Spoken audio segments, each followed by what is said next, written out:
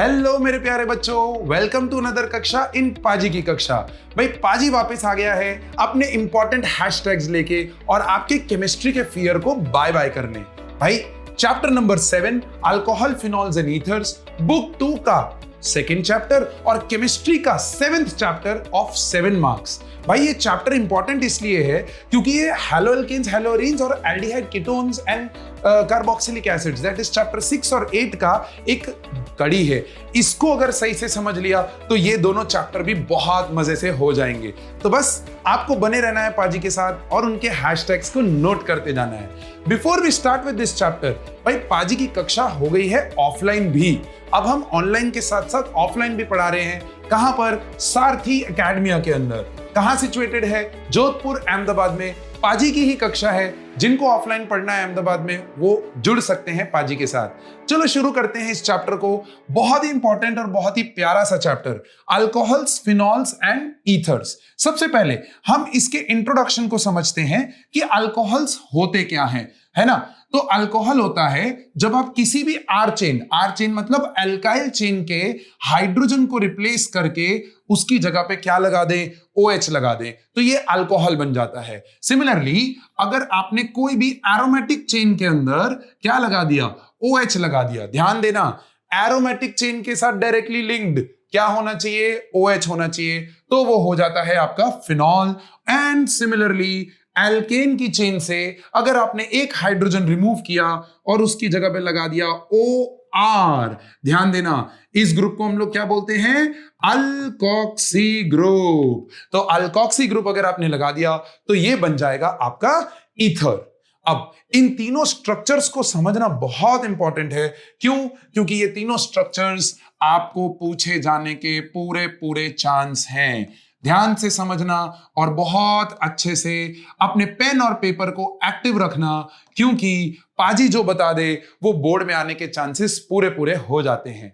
ठीक है, चल अब सबसे पहले स्ट्रक्चर को समझते हैं। यहां पर जो आपका ऑक्सीजन है उसके ऊपर दो लोन पेयर्स हैं, राइट। अब 2 लोन पेयर्स, 2 बॉन्ड पेयर्स, मतलब टोटल वैल्यू 4 हो गया। तो पहले तो ऑक्सीजन का भैया हाइब्रिडाइजेशन लिख लो, sp3 हो जाएगा। sp3 मतलब टेट्राहेड्रल ज्योमेट्री, मतलब 109.5 डिग्रीज के अराउंड आपका एंगल होना चाहिए था।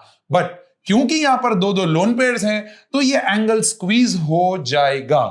अब ध्यान से समझना, क्योंकि यहां पर एक R चेन है और यहां पर एक H की चेन है, तो बॉन्डेड पेयर्स के बीच में रिपल्शन जो है वो काफी मिनिमल होता है और लोन पेयर जो है वो हावी हो जाएगा। तो ये एंगल काफी स्क्वीज हो जाएगा, नियर टू 107 डिग्रीज के करीब पहुंचेंगे हम। Is that okay?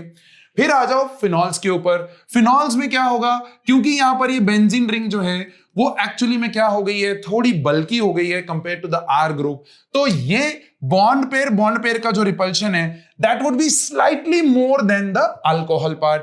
तो इसीलिए ये जो एंगल है ये नियर टू 109 डिग्रीज के करीब जाके गिरेगा।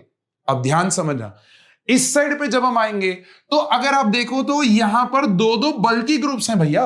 अब 2 बल्की ग्रुप्स, तो लोन पेयर जो रिपल्शन है ना वो बॉन्ड पेयर को स्क्वीज नहीं कर पा रहा है इतना अच्छे से।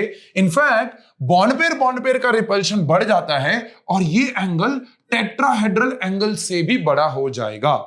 तो ये एक क्वेश्चन बहुत अच्छे से नोट डाउन कर लेना। अरे भैया हैशटैग तो आपको पता ही है पाजी के फेमस, तो हैशटैग MCQ लगा लो कि arrange alcohols, phenols and ethers in the order of their bond angle। तो आपको दिख रहा है ईथर का सबसे ज्यादा, फिर उसके बाद फिनॉल और फिर सबसे छोटा अल्कोहल। तो ये था structural difference in 3 chemical compounds that we are going to study in today's class. तो प्लीज मेक श्योर आप बढ़िया से लिख लें हैशटैग MCQ क्वेश्चन, बहुत प्यारा, बहुत बार बोर्ड में पूछा गया। ठीक है, फिर हम स्टार्ट करेंगे इस चैप्टर के एक बहुत ही इंटरेस्टिंग माइंड मैप से। अब आपको भी पता है पाजी जब अपना माइंड मैप लेके आता है, हैशटैग पाजी माइंड मैप, ध्यान देना। हाँ तो वही कमेंट बॉक्स में लिख देना अगर आपको ये माइंड मैप पसंद आ गया तो हैशटैग आग लगा दी पाजी, या फिर हैशटैग पाजी माइंड मैप लगा देना, मेरे को भी मजा आ जाएगा। अरे भाई प्रिपरेशंस फिर प्रॉपर्टीज एंड देन ईथर्स। भाई ईथर्स एक बहुत ही छोटा सा पोर्शन है और उसके अंदर बहुत सिलेक्टिव क्वेश्चंस आते हैं। जो सबसे हैवी पोर्शन है ना वो अल्कोहल्स और फिनॉल्स है and it will fetch you 7 marks in your board examination. मैं बार बार बोल रहा हूं और बहुत ही इजी और बहुत ही स्कोरिंग टॉपिक है। चलो आगे बढ़ते हैं, एक एक करके अब इन हिस्सों को पढ़ेंगे। अब before we start with all this हिस्सास ऑफ माइंड मैप्स, आपको समझना है how to name these compounds. ठीक है, हमने स्ट्रक्चर तो समझ लिया, अब नाम को समझो कि नाम कैसे लिखा जाता है। तो भैया नाम के लिए आपको बस इतना ध्यान देना है कि अल्कोहल्स के लिए हम लोग यूज करते हैं एक बहुत ही interesting suffix that is all. Correct है। और ईथर्स जो होते हैं ना मेरे बच्चे, वो होते हैं आपके सब्स्टिट्यूएंट फंक्शनल ग्रुप्स। मतलब क्या? मतलब ये कि ये कभी भी सफिक्स में यूज नहीं होंगे, ये हमेशा आईयूपीएसी नेमिंग में प्रीफिक्स में यूज होंगे।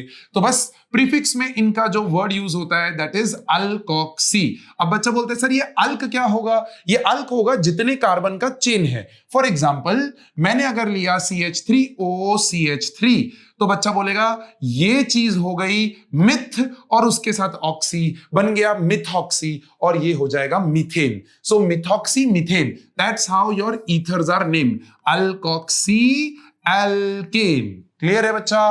और अल्कोहल्स और फिनॉल्स के लिए हम लोग यूज करेंगे ऑल।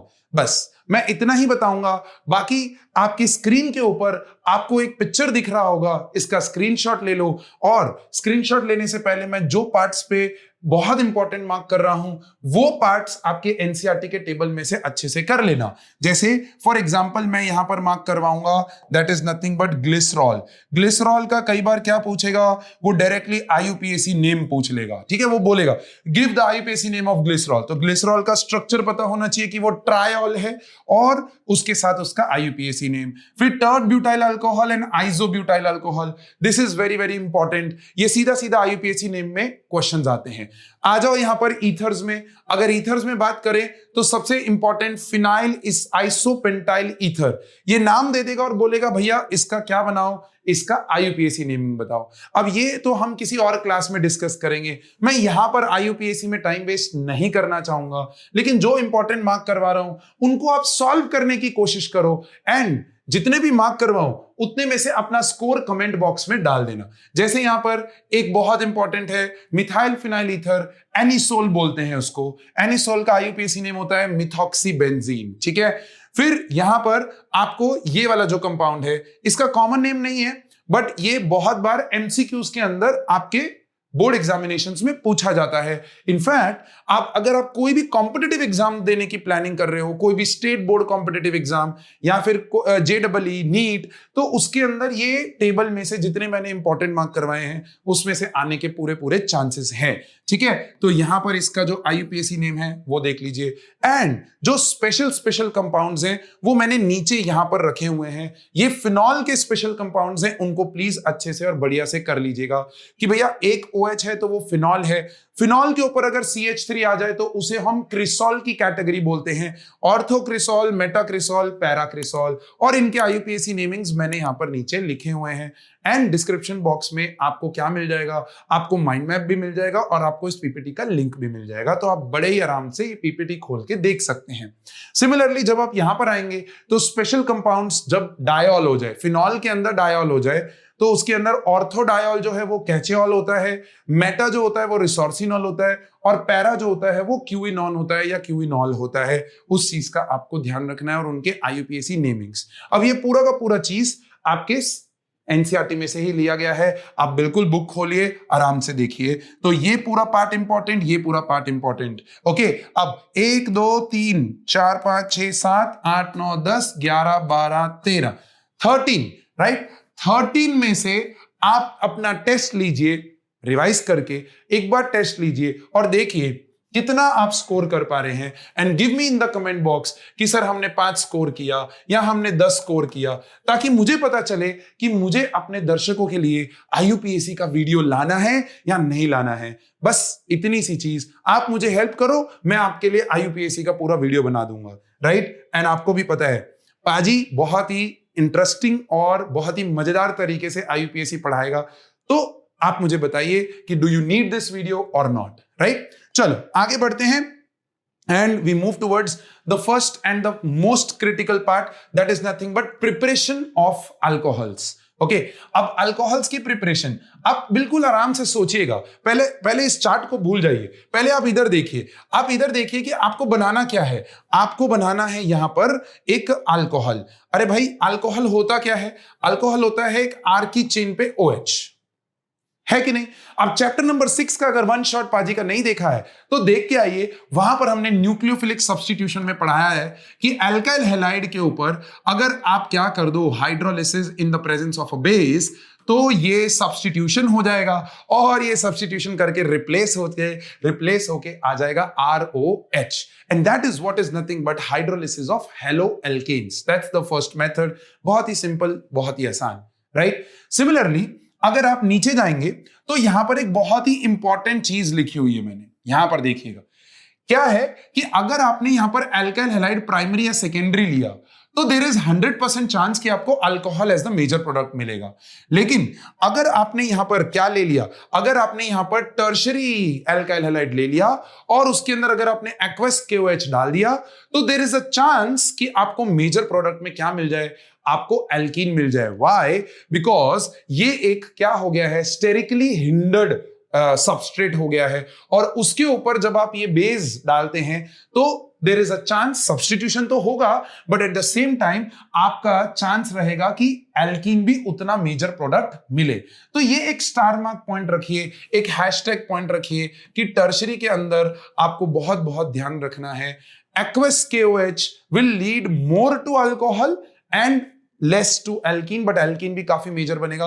बट अगर यहां पर मैंने अल्कोहलिक कर दिया होता तो चैप्टर नंबर 6 में हम पढ़ के आए हैं कि ये चीज 100% एलिमिनेशन प्रोडक्ट ज्यादा मेजर बनाएगी, राइट? ये बहुत छोटी छोटी चीजें, क्रिटिकल चीजें, उनको ध्यान रखना है।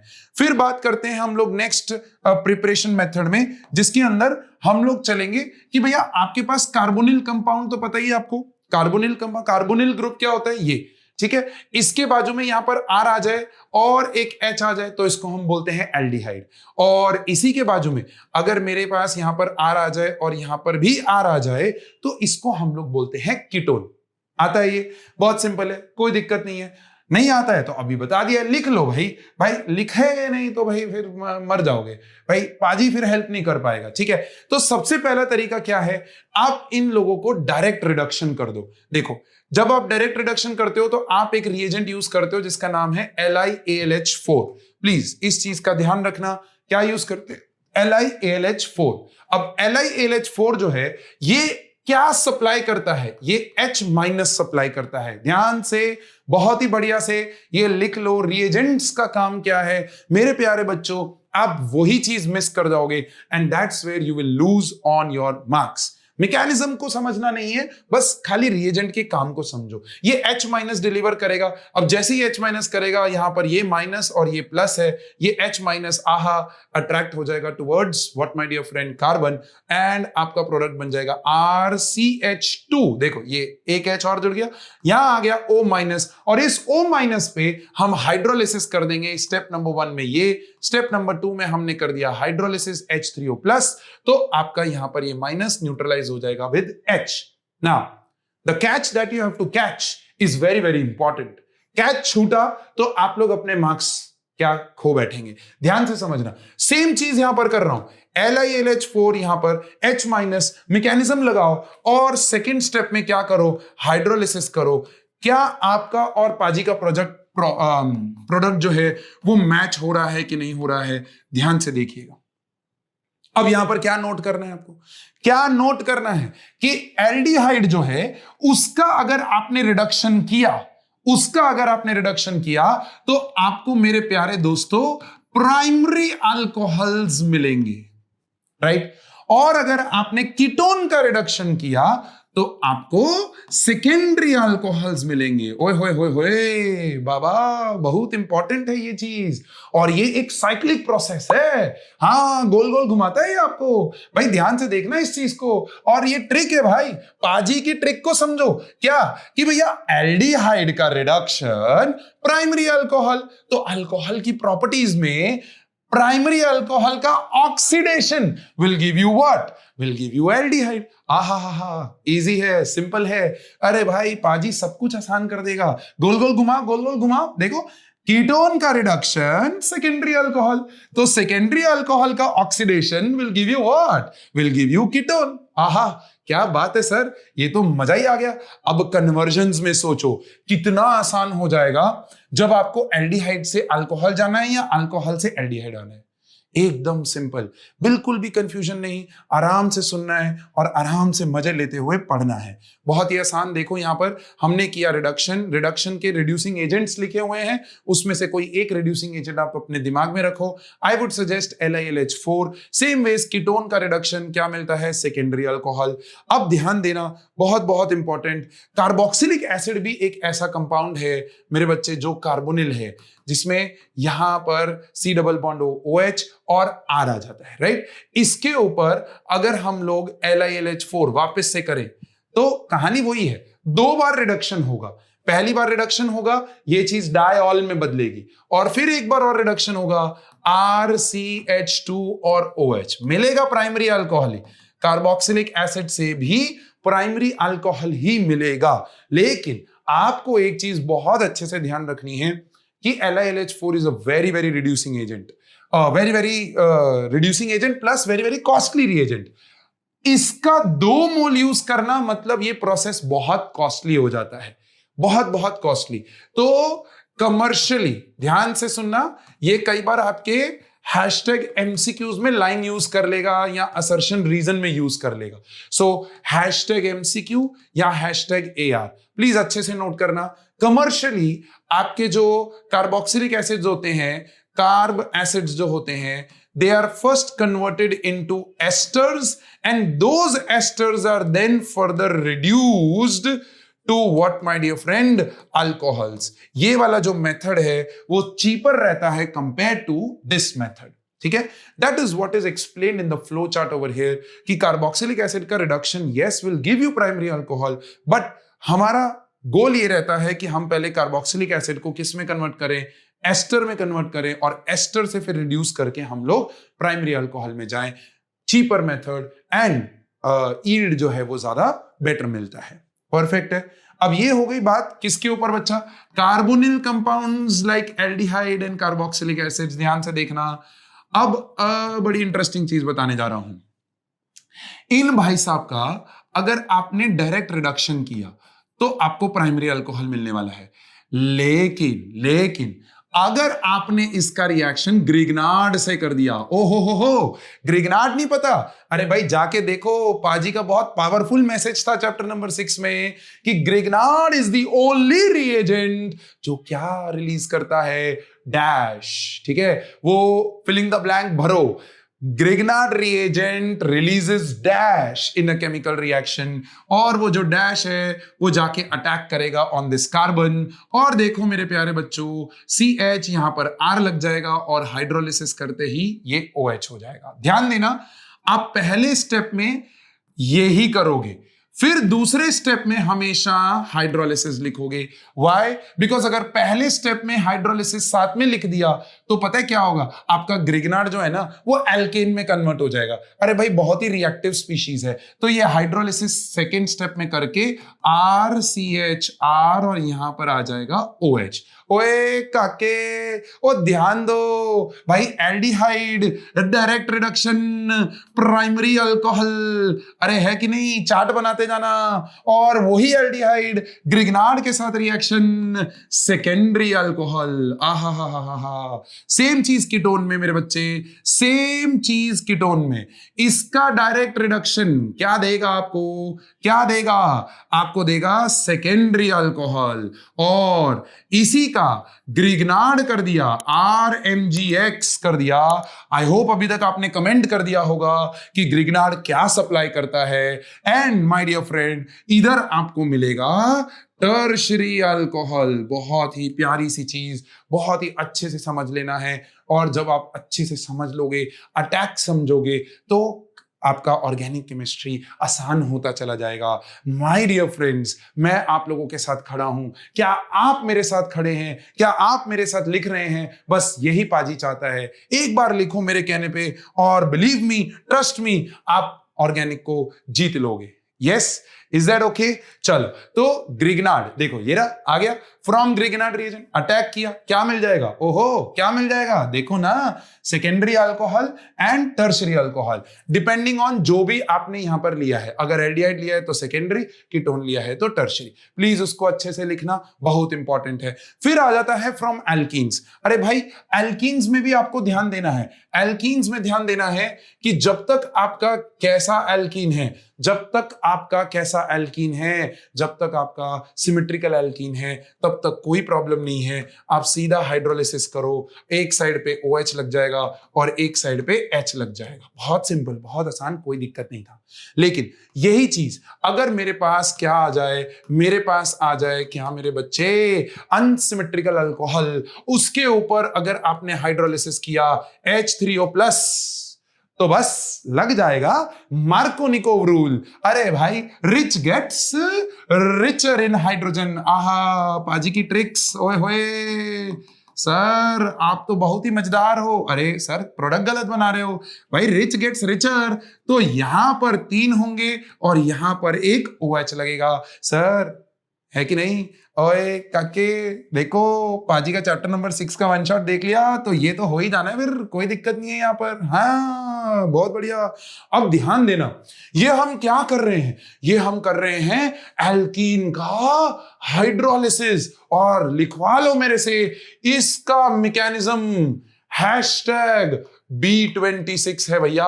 B26 मतलब बोर्ड 26 में पूछे जाने वाला, या मैं बोलूं किसी भी साल में अगर आप देख रहे हो तो ये बोर्ड में पूछे जाने वाला, बहुत हाई अमाउंट में पूछे जाने वाला मैकेनिज्म है। Explain hydrolysis of ethene to form ethanol, ऐसा करके क्वेश्चन आता है। उसमें 3 स्टेप्स है मैकेनिज्म के। प्लीज मेरा रिक्वेस्ट है आप लोगों से, कमेंट बॉक्स में इसी वक्त वीडियो को पॉज करिए एंड लिखिए कि वो 3 स्टेप्स कौन से हैं। I would be waiting for your comments and I will tell you. अगर आप, मुझे दिख रहा है कि बच्चे मैक्सिमम कंफ्यूज हो रहे हैं उसमें, तो मैं उस मैकेनिज्म का एक छोटा सा वीडियो बना के आपके लिए डाल दूंगा। That's a promise, pinky promise from पाजी टू हिज स्टूडेंट्स। हाँ, चलो आगे बढ़े। हाँ, अब बच्चा बोलता है नहीं नहीं नहीं नहीं नहीं, मेरे को तो ये OH इधर ही चाहिए, मतलब एंटी मार्क रूल लगाना है। अब एंटी मार्क में यहां पर डायरेक्टली पेरोक्साइड नहीं ले सकते हो। आपको क्या करना पड़ेगा मेरे बच्चे, बहुत इंपॉर्टेंट रिएजेंट, ध्यान से देखना। यहां पर हम लोग लेंगे B2H6, ध्यान से देखना, B2H6, जिसको अगर आपने टेट्राहाइड्रोफ्यूरान में डाला, ये कोई दिक्कत नहीं है। THF ध्यान रखना, कई बार एरो पे दिखता है, इसीलिए पाजी आपको दिखा रहा है। THF टेट्राहाइड्रोफ्यूरान में डाला तो ये B2H6 कन्वर्ट हो जाएगा into BH3। Is that okay? So BH3 के साथ डायरेक्टली रिएक्शन दिखाया है यहां पर, बट THF जो है वो BH3 को BH3 के फॉर्म में रखता है। उससे क्या होगा? उससे आपको मिलेगा ट्राई एल्काइल बोरॉन। ध्यान देना, क्या हुआ? ये तीनों हाइड्रोजन रिप्लेस हुए और वो तीनों हाइड्रोजन कौन से साइड पे गए? पुअर गेट्स रिचर होगा। वाह, anti mark, anti mark, poor gets richer. तो ये 3 हाइड्रोजन इसके 3 मॉलिक्यूल के साथ रिएक्ट किए, तो 3 मॉलिक्यूल यहां पर, ये 3 यहां पर जुड़े, तो देखो बन गया RCH2CH2 होल थ्राइस B। इसको मेरे प्यारे बच्चों बोलते हैं try alkyl boron. Is that okay? उसका हम लोग हाइड्रोलिसिस करेंगे in the basic medium in the presence of H2O2। Anti mark का पेरोक्साइड आ गया। अब ये क्या करता है बच्चा, ध्यान देना, यहां पर क्या होगा? ये जो H2O2 है ना, इसका स्ट्रक्चर देखो कैसा होता है, OH सिंगल बॉन्ड OH, ऐसा होता है। ओके, अब ये टूटेगा, टूटा, यहां से 3 मोल OH यहां लगे, 3 मोल्स ऑफ अल्कोहल मिल गया। और ये OH और बोरॉन, एक बोरॉन था और 3 OH थे, तो बन गया H3BO3। इसको मेरे प्यारे बच्चों हम लोग बोलते हैं बोरिक एसिड। क्या बात है सर, ये बाय प्रोडक्ट थोड़ा सा इंपॉर्टेंट है, प्लीज अच्छे से नोट डाउन करना।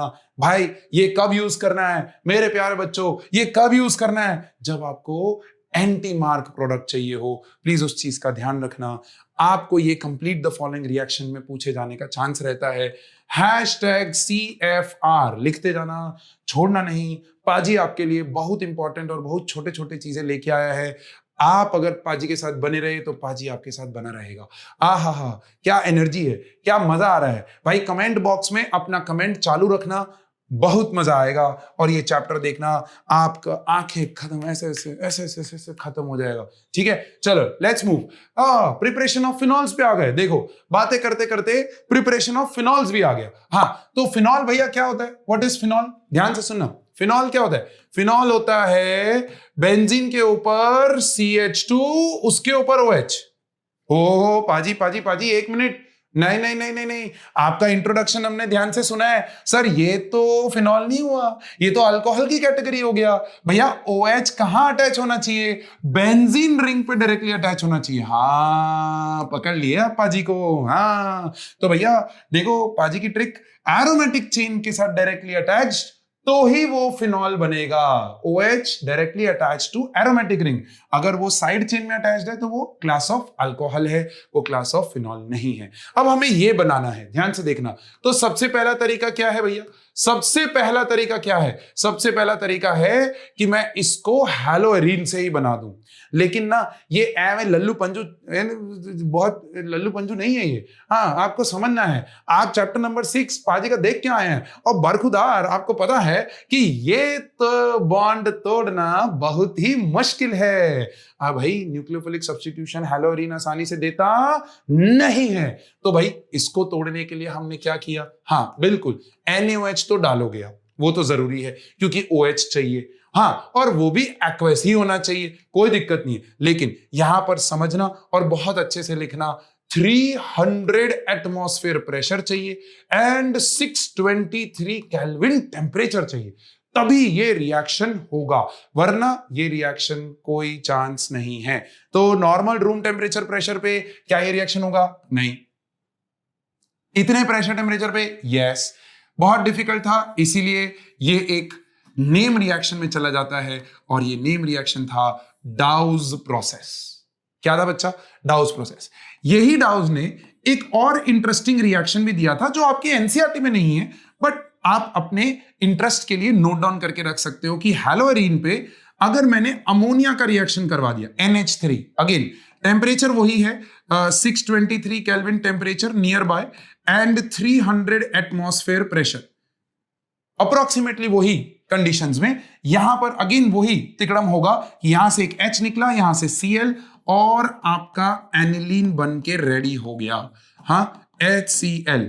अब इस HCl को यहां से निकालने के लिए, ताकि प्रोसेस रिवर्स ना आए, हम लोग यहां पर यूज करते हैं पीरीडीन, एक बेस, ताकि ये एसिड और बेस रिएक्ट करके साइड पे हो जाए और आपको एनिलीन मिल जाए। तो देखो ध्यान ध्यान ध्यान ध्यान, बहुत इंपॉर्टेंट, ये हैलोएरीन की एक प्रॉपर्टी है जिसमें हमने क्या बनाया? एनिलीन बनाया। हाँ, अब मैंने इसको यहां पर इसलिए लिया क्योंकि ये दोनों डाउज ने दिए थे।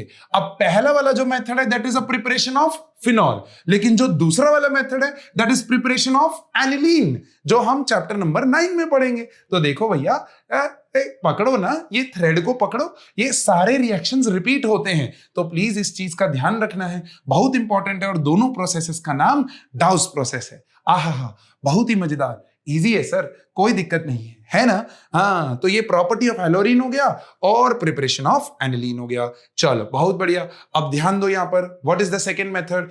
ये बेंजीन सल्फोनिक एसिड से हमने क्या बनाया? फिनॉल बनाया। अच्छा, बेंजीन सल्फोनिक एसिड पे आप क्या करो? NaOH डालो, और NaOH डालोगे तो ये बन जाएगा सल्फोनेट सॉल्ट, सोडियम सल्फोनेट बन जाएगा। अब उसको हमने NaOH फ्यूज किया तो आपको फिनॉल मिल जाएगा। अब इस रिएक्शन में मेरे को बताने जैसा कुछ नहीं है, this is a acid based reaction. यहां पर आपका सॉल्ट बन गया, उस सॉल्ट का आपने क्या किया? NaOH फ्यूज किया तो वो रिप्लेस हो गया पूरा का पूरा, और आपका OH जो है वो वहां पर लग गया। हाँ, आपको एक चीज ध्यान बहुत रखनी है कि आप बेंजीन से बेंजीन सल्फोनिक एसिड कैसे आओगे इस रिएक्शन के अंदर।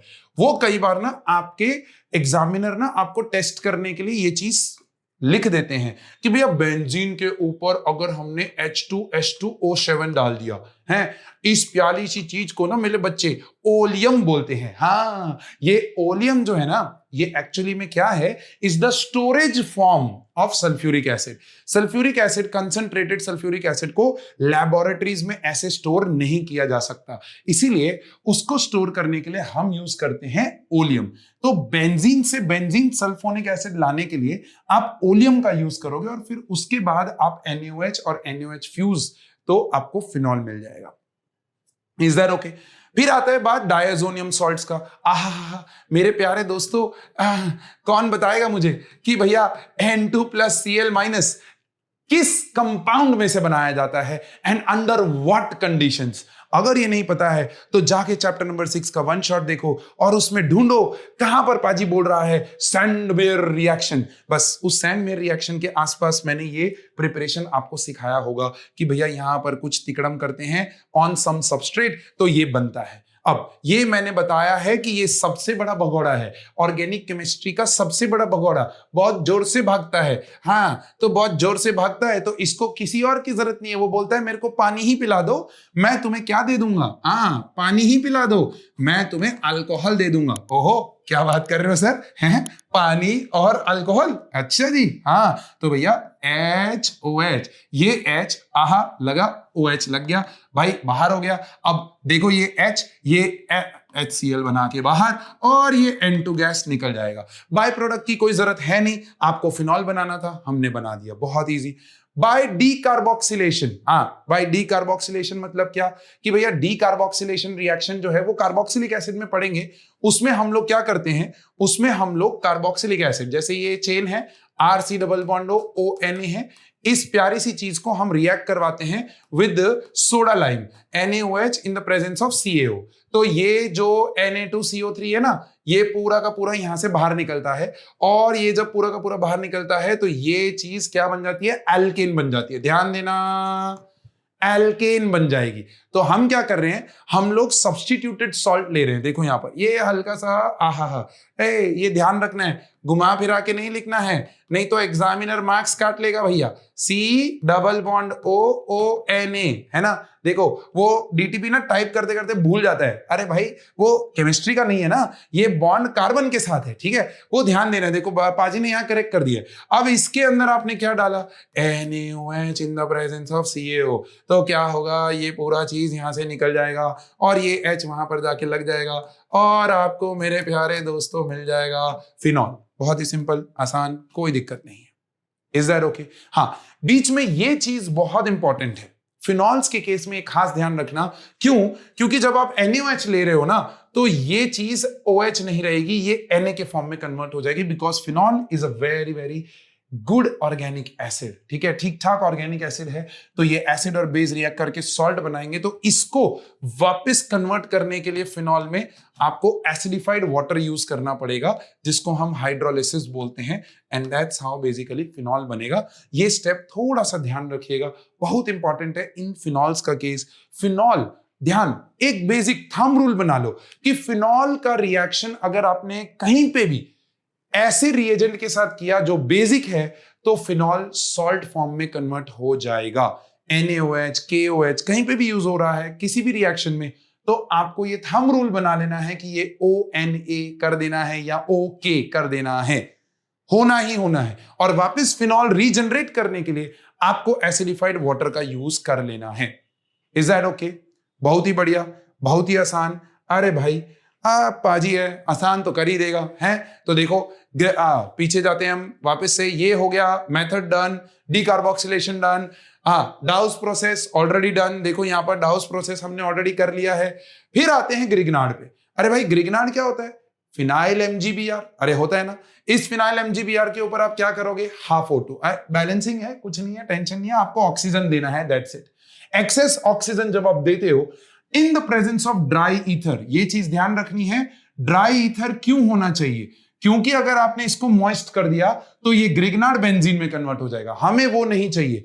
हमने क्या करना है, हमने उसका ऑक्सीडेशन करना है। बीच में घुस गया ऑक्सीजन, उसका हमने किया हाइड्रोलिसिस, बन गया फिनॉल।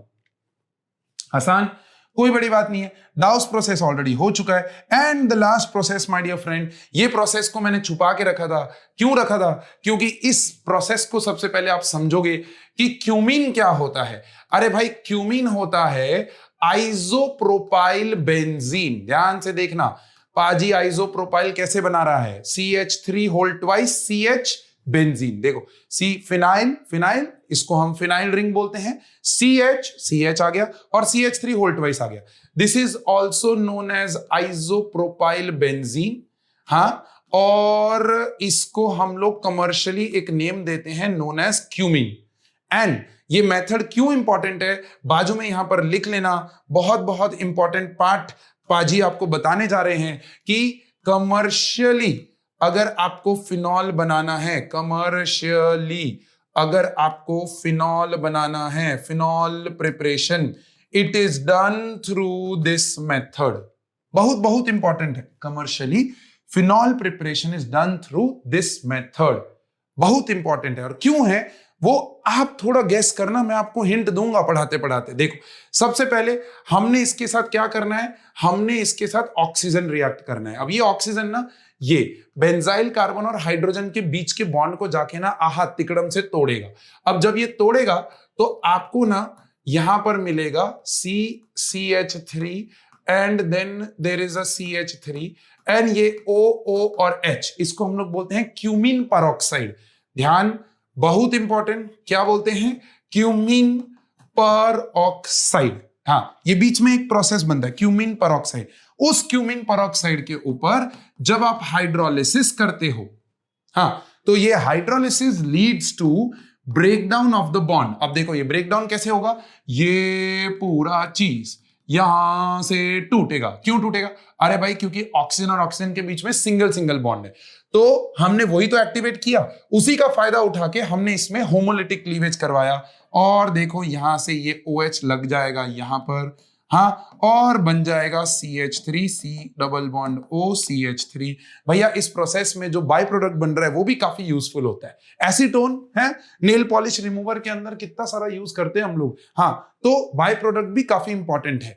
ठीक है बच्चा, तो अब आपको ये सोचना है, गेस करना है, यहां वीडियो को पीछे जाके भी देख सकते हो कि ड्यूरिंग दिस प्रोसेस सर ने एक हिंट दिया, यहां पर पाजी ने एक हिंट दिया। क्या हिंट था कि भैया ये इंडस्ट्रियल प्रिपरेशन के लिए ये मेथड क्यों यूजफुल हो जाता है, क्योंकि यहां पर कुछ है।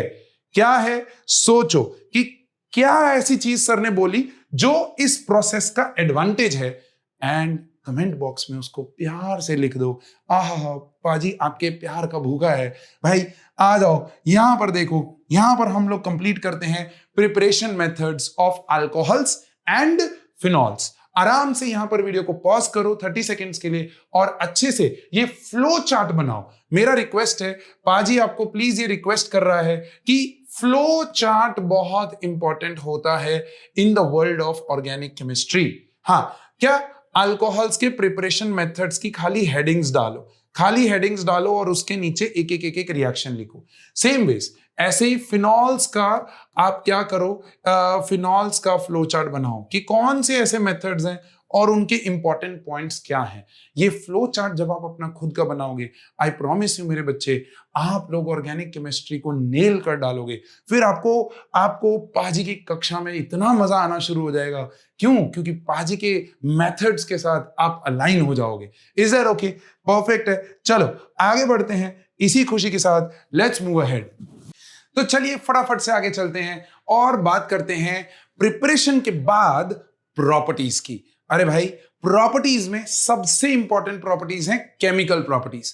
फिजिकल प्रॉपर्टीज मैं यहां पर कवर नहीं कर रहा हूं क्योंकि वीडियो बहुत लंबा हो जाएगा। फिजिकल प्रॉपर्टीज में बस एक छोटा सा पॉइंट मैं आपको बता दूं, बस एक छोटा सा पॉइंट आप ध्यान रखिए कि फिजिकल प्रॉपर्टीज में आपको ये चीज ध्यान रखनी है कि आपके जो अल्कोहल्स हैं ROH, इनके जो मॉलिक्यूल्स होते हैं वो आपस में एक प्यारे से बॉन्ड से जुड़े होते हैं जिसका नाम है हाइड्रोजन बॉन्ड। ठीक है, जिसकी वजह से इनका बॉइलिंग पॉइंट बहुत हाई हो जाता है कंपेयर टू हेलोल्केन्स, हेलोरीन्स या नॉर्मल हाइड्रोकार्बन्स। यही है सबसे इंपॉर्टेंट पॉइंट्स अल्कोहल फिनॉल के, किसकी? फिजिकल प्रॉपर्टीज का। मैं यहां पर कवर कर रहा हूं, ये आप एनसीईआरटी में रीड कर लीजिएगा, मैं यहां पर कवर कर रहा हूं केमिकल प्रॉपर्टीज। अब देखो वंस अगेन, अगर आप देखोगे पाजी हमेशा एक फ्लो में पढ़ाते हैं, एक फ्लो चार्ट को पकड़ के चलते हैं।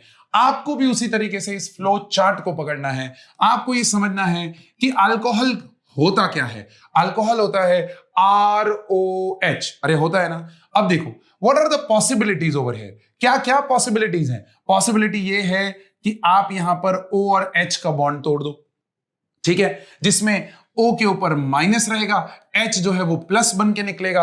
अब जब वो H प्लस बन के निकल रहा है तो हमें ये चीज पता चल रही है, अले मेरे प्यारे दोस्तों, हमें ये चीज पता चल रही है कि अगर ये H प्लस रिलीज कर पा रहा है तो हो ना हो ये एसिडिक कैरेक्टर दिखा रहा है। इसके ऊपर एक प्रॉपर स्लाइड बनाई हुई है पाजी ने आपके लिए। हम पूरा एसिडिक कैरेक्टर एक साथ डिस्कस करेंगे अल्कोहल्स और फिनॉल्स का मिला के।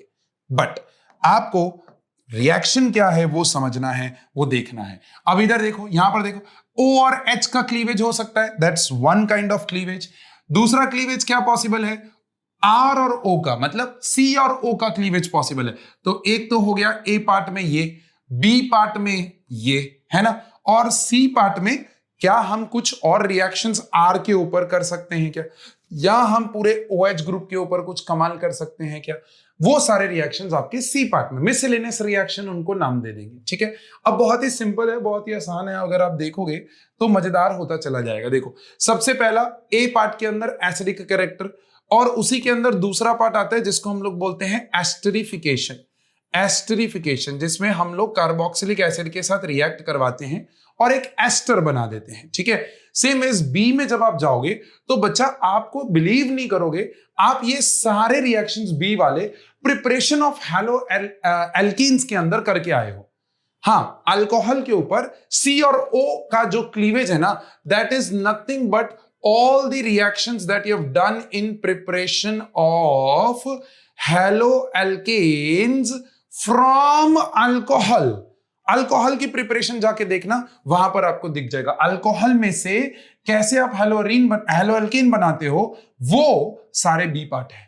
इजी, आसान। देखो कड़ी जोड़ दिया पाजी ने, आपके लिए एक रास्ता दिखा दिया कि चैप्टर 6 से चैप्टर 7 में कैसे आओगे और चैप्टर 7 से चैप्टर 8 में कैसे जाओगे, वो भी हमने अभी अभी डिस्कस किया, जहां हमने देखा था कि प्राइमरी अल्कोहल का oxidation leads to what my dear friend, aldehyde. बस ये रिएक्शंस जब आप पकड़ते गए, ध्यान देना, ये रिएक्शंस जो चैप्टर को लिंक कर रहे हैं, अगर आपने उनको पकड़ लिया तो आपके कन्वर्जन रिएक्शंस इजी होते चले जाएंगे, आपके word problem type questions easy चले होते जाएंगे।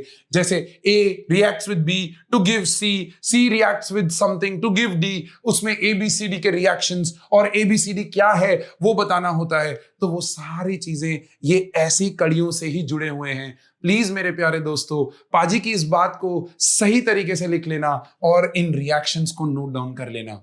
Is that okay? चलो यहां पर स्टार्ट करते हैं। सबसे पहले कि जब हम इसको एक एक्टिव मेटल या NaOH के साथ रिएक्ट करवाते हैं, so this is this is NaOH, ये टाइपो एरर है, कोई दिक्कत नहीं है। सो Na या फिर NaOH के साथ रिएक्ट करवाया तो क्या होगा भैया, एसिड है ना, एसिड है तो एक्टिव मेटल के साथ रिएक्ट करेगा या स्ट्रॉन्ग बेस के साथ रिएक्ट करेगा। और देखो क्या हुआ, आपके अल्कोहल में से H रिप्लेस हुआ और उसकी जगह पे Na लग गया, राइट। तो ये नाम बन गया सोडियम इथॉक्साइड। अच्छा, इथॉक्साइड क्यों बना? क्योंकि हमने यहां इथेनॉल लिया है। अगर प्रोपेनॉल लिया होता तो क्या बन जाता? प्रोपॉक्साइड। आइसोप्रोपाइल अल्कोहल लिया होता तो क्या बन जाता? आइसोप्रोपॉक्साइड। सिंपल है यार, कोई दिक्कत नहीं है, एकदम आसान है, एकदम मजे से और बढ़िया से पढ़ो यार, एकदम मजे से हो जाएगा, ठीक है। दूसरा रिएक्शन, दूसरे दो रिएक्शंस, एस्टरिफिकेशन। ध्यान देना, ये दोनों क्या बना रहे हैं? एस्टर बना रहे हैं। एस्टर बनाने में आपको क्या करना है, आपके पास एक अल्कोहल है CH3CH2OH, अरे है मेरे प्यारे दोस्त, उसके अंदर आप क्या करोगे, उसके अंदर आप एक कार्बोक्सिलिक एसिड डाल दोगे, that is nothing but OHC double bond O, और यहां पर आ जाएगा आपका R। अब जब ये कार्बोक्सिलिक एसिड डालते हो तो यहां से H, अल्कोहल में से H और कार्बोक्सिलिक एसिड में से OH निकल जाएगा। अब जब आप ये निकालोगे तो बेसिकली क्या होगा, यहां पर आपका CH3 CH2 और यहां पर O, ये तो O बचा। अब इस O और H2O, ये H2O बना के बाहर हुआ, यहां पर आ जाएगा C डबल बॉन्ड O और R। मेरे प्यारे दोस्तों, ये क्या बन गया? ये आपका बन गया एस्टर। क्या बन गया मेरे बच्चे? एस्टर। तो ये एस्टर बहुत ही इंपॉर्टेंट क्लास है। अब इसको नाम कैसे करना है? मैक्सिमम बच्चे यहां पर कंफ्यूज कि अगर एक अल्कोहल और एक कार्बोक्सिलिक एसिड दे दिया और उसमें से हमने क्या किया, एस्टर बनाया, तो नाम पूछा है एस्टर का। आपको पाजी एक ट्रिक दे रहा है, ओए होए होए होए, पाजी की ट्रिक, एस्टर नेम हैशटैग पाजी ट्रिक। क्या है वो पाजी ट्रिक? आराम से समझना। जो भी आपका अल्कोहल है, जो भी आपका अल्कोहल है, वो एस्टर के नेम में एल्काइल ग्रुप बन जाएगा। ध्यान से समझना। जो भी अल्कोहल है, सपोज इथेनॉल है तो इथाइल बन जाएगा, प्रोपेनॉल है तो प्रोपाइल बन जाएगा, आइसोप्रोपाइल अल्कोहल है तो आइसोप्रोपाइल बन जाएगा। Simple. Is that okay? Alcohol becomes alkyl trick और carboxylic acid becomes what my dear friend? जैसे यहां पर था एल्केनोइक एसिड, ये बन जाएगा एल्केनोएट। ध्यान से देखना, एल्केन तो वही का वही रहा, पीछे ओइक एसिड की जगह पे ओएट लग गया। ये है हैशटैग पाजी ट्रिक फॉर एस्टर नेमिंग। बहुत बार एमसीक्यूज में सीधा सीधा क्वेश्चन पूछ लिया जाता है, what is the name of the ester formed when propanol reacts with butanoic acid? तो propyl butanoate. Simple, easy. Isopropyl alcohol reacts with ethanoic acid, तो आइसोप्रोपाइल इथेनोएट। कहानी खत्म। इज दिस ओके भैया? हैशटैग पाजी ट्रिक, ध्यान रखना ester की naming की। Is that okay? चल, तो ये बन गया एस्टर। अब कार्बोक्सिलिक एसिड है ना, उसका एक डेरिवेटिव होता है जिसको हम लोग बोलते हैं acyl halide, right? So this is acyl group और हैलोजन क्लोरीन लगा होता है तो उसको हम लोग बोलते हैं एसाइल हैलाइड। अब ये एसाइल हैलाइड बनता वही है, कहानी वही होने वाली है। यहां पर अल्कोहल था, यहां पर H, यहां पर Cl, HCl बना के बाहर हुआ, ये पूरा जुड़ गया भैया, कहानी बन गई RC डबल बॉन्ड OOR। अच्छा, ये दो R डिफरेंट भी हो सकते हैं, कोई दिक्कत नहीं है। R डैश, इसीलिए मैंने डैश कर दिया, यहां पर डैश लग दो, ये कहने के लिए कि भैया वो डिफरेंट भी हो सकता है। अब ये हो गया जनरल वे में, और एक मैंने फ्लो चार्ट में इथेनॉल के रिस्पेक्ट में सारी चीजें बनाई हुई हैं, तो दोनों चीजें साथ साथ में कवर हो रही हैं। मैं उस चार्ट को देख भी नहीं रहा हूं, मैं अपने जनरल रिएक्शन को समझा रहा हूं। आपको उस चार्ट में से अपनी खुद की चेन बनानी है और ट्राई करना है और कमेंट बॉक्स में डाल देना है और बोल देना है हैशटैग पाजी बल्ले, ओए हैशटैग बल्ले पाजी। अगर आपका क्या हो रहा है, अगर आपका चेन लेने पे आंसर आ रहा है तो नहीं तो नहीं लगाना है हैशटैग, ऐसे फेक नहीं करना है। चलो यहां पर देखो, फिर आ गई कहानी ग्रिग्नार्ड रिएजेंट के साथ, RMgX है ना। ग्रिग्नार्ड क्या सप्लाई करता है वो तो आपको कमेंट बॉक्स में डालना ही, अभी तक डाल दिया होगा। वो सप्लाई जाएगा कहां? वो जाएगा सी के ऊपर जाएगा, और देखो क्या हुआ यहां पर, ये जो यहां पर R है, ये ने H को क्या किया, एक्सट्रैक्ट किया, और ये एक्सट्रैक्ट करके RH बन गया, और RH बन के यहां पर जो MgX है वो यहां पर लग गया। सिंपल। ये क्यों हुआ? बिकॉज ये एक प्रोटिक सॉल्वेंट है मेरे बच्चे। ये एक प्रोटिक सॉल्वेंट है तो क्या करेगा भैया, अल्कोहल जो होता है वो एक प्रोटॉन रिलीज करेगा ना, तो प्रोटॉन रिलीज करते ही आपका ग्रिग्नार्ड आहा फुदकने लग जाएगा, ओहो प्रोटिक सॉल्वेंट, ये तो प्रोटिक सॉल्वेंट जो है वो आपस में गुलू गुलू करेगा, किसके साथ, R के साथ, और आपका ROMgX मिल जाएगा। कहानी खत्म। इजी, एकदम आसान। प्रोटिक सॉल्वेंट ग्रिग्नार्ड को नहीं होना चाहिए, इसीलिए हम लोग ग्रिग्नार्ड बनाने वक्त ड्राई रखते हैं और सॉल्वेंट के फॉर्म में ईथर यूज करते हैं, which is a non protic solvent. Please इस चीज का ध्यान रखना। Is that okay? चलो आगे बढ़ते हैं। फिर आ जाता है कहानी। अब ये थी सारी कहानी कहां की, यहां से H निकालने वाली। Is that okay? अब कहानी आएगी, किसको निकालेंगे? OH को निकालेंगे। अब मैं नहीं बता रहा यार, मैं नहीं बता रहा, पाजी नाराज हो जाएगा आपसे अगर आपने चैप्टर नंबर 6 का उसका वो वाला पार्ट नहीं देखा।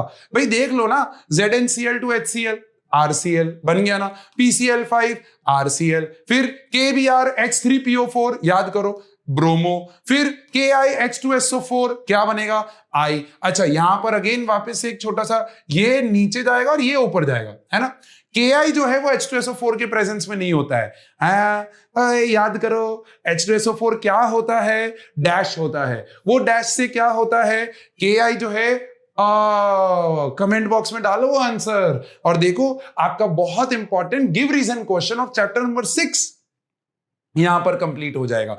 तो मेक श्योर कि आप ये बहुत अच्छे से और बढ़िया से लिख लें, ठीक है। ये H3PO4 नीचे जाएगा, H2SO4 ऊपर, ये एडिट हो जाएगा before it comes to you guys, but अभी के लिए प्लीज इस चीज का ध्यान रखना, ये ऊपर है ये नीचे है। ऑलराइट, चल फिर आ जाओ यहां पर PX3 PCl3, याद आया पाजी का ट्रिक, 3 मोल चाहिए, क्या हो जाएगा 3 मोल, ये बन जाएगा, so this will be 3 moles formed, हो गया।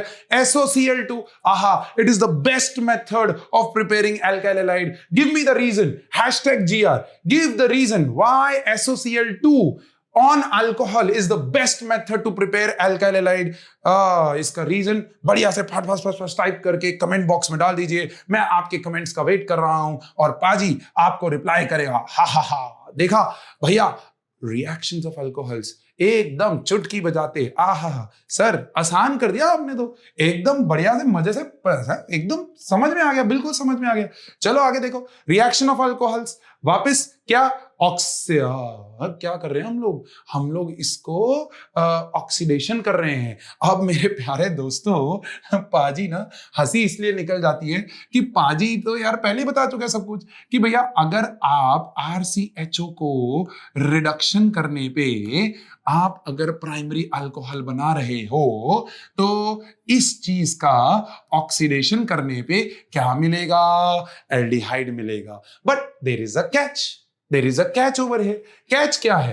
कैच ये है कि सर आपने तो कार्बोक्सिलिक एसिड बनाया है, इसके लिए आपको एक छोटा सा पार्ट यहां पर नोट करना है कि अगर आपके पास प्राइमरी अल्कोहल है तो उसको अगर आपने strong oxidising agent like KMNO4 दे दिया, लाइक K2Cr2O7 दे दिया, है ना, ऐसे सब स्ट्रॉन्ग ऑक्सीडाइजिंग एजेंट अगर दे दिए ना तो वो सीधा जाके रुकेगा कार्बोक्सिलिक एसिड पे। लेकिन अगर आपको इसी प्यारे से बंदे को एल्डिहाइड पे रोकना है, पेन पेपर एक्टिव रखना मेरे बच्चे, अगर आपको प्राइमरी अल्कोहल के ऑक्सीडेशन रिएक्शन को कहां रोकना है, एल्डिहाइड पे रोकना है, तो आपको यहां डालना पड़ेगा पिरिडीनियम क्लोरोक्रोमेट, PCC।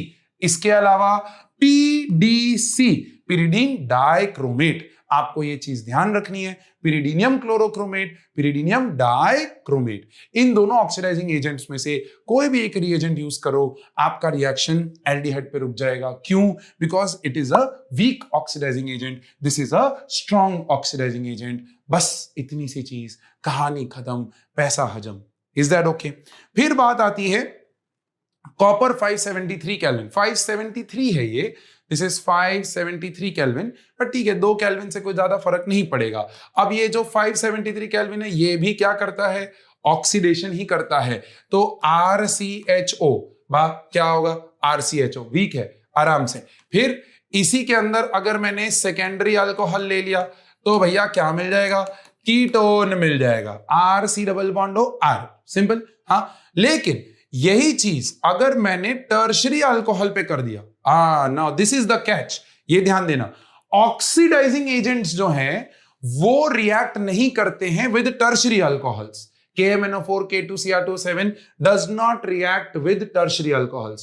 बट यही चीज अगर आपने कॉपर 573 केल्विन कर दिया यहां पर, तो यहां पर हो जाएगा डिहाइड्रेशन रिएक्शन।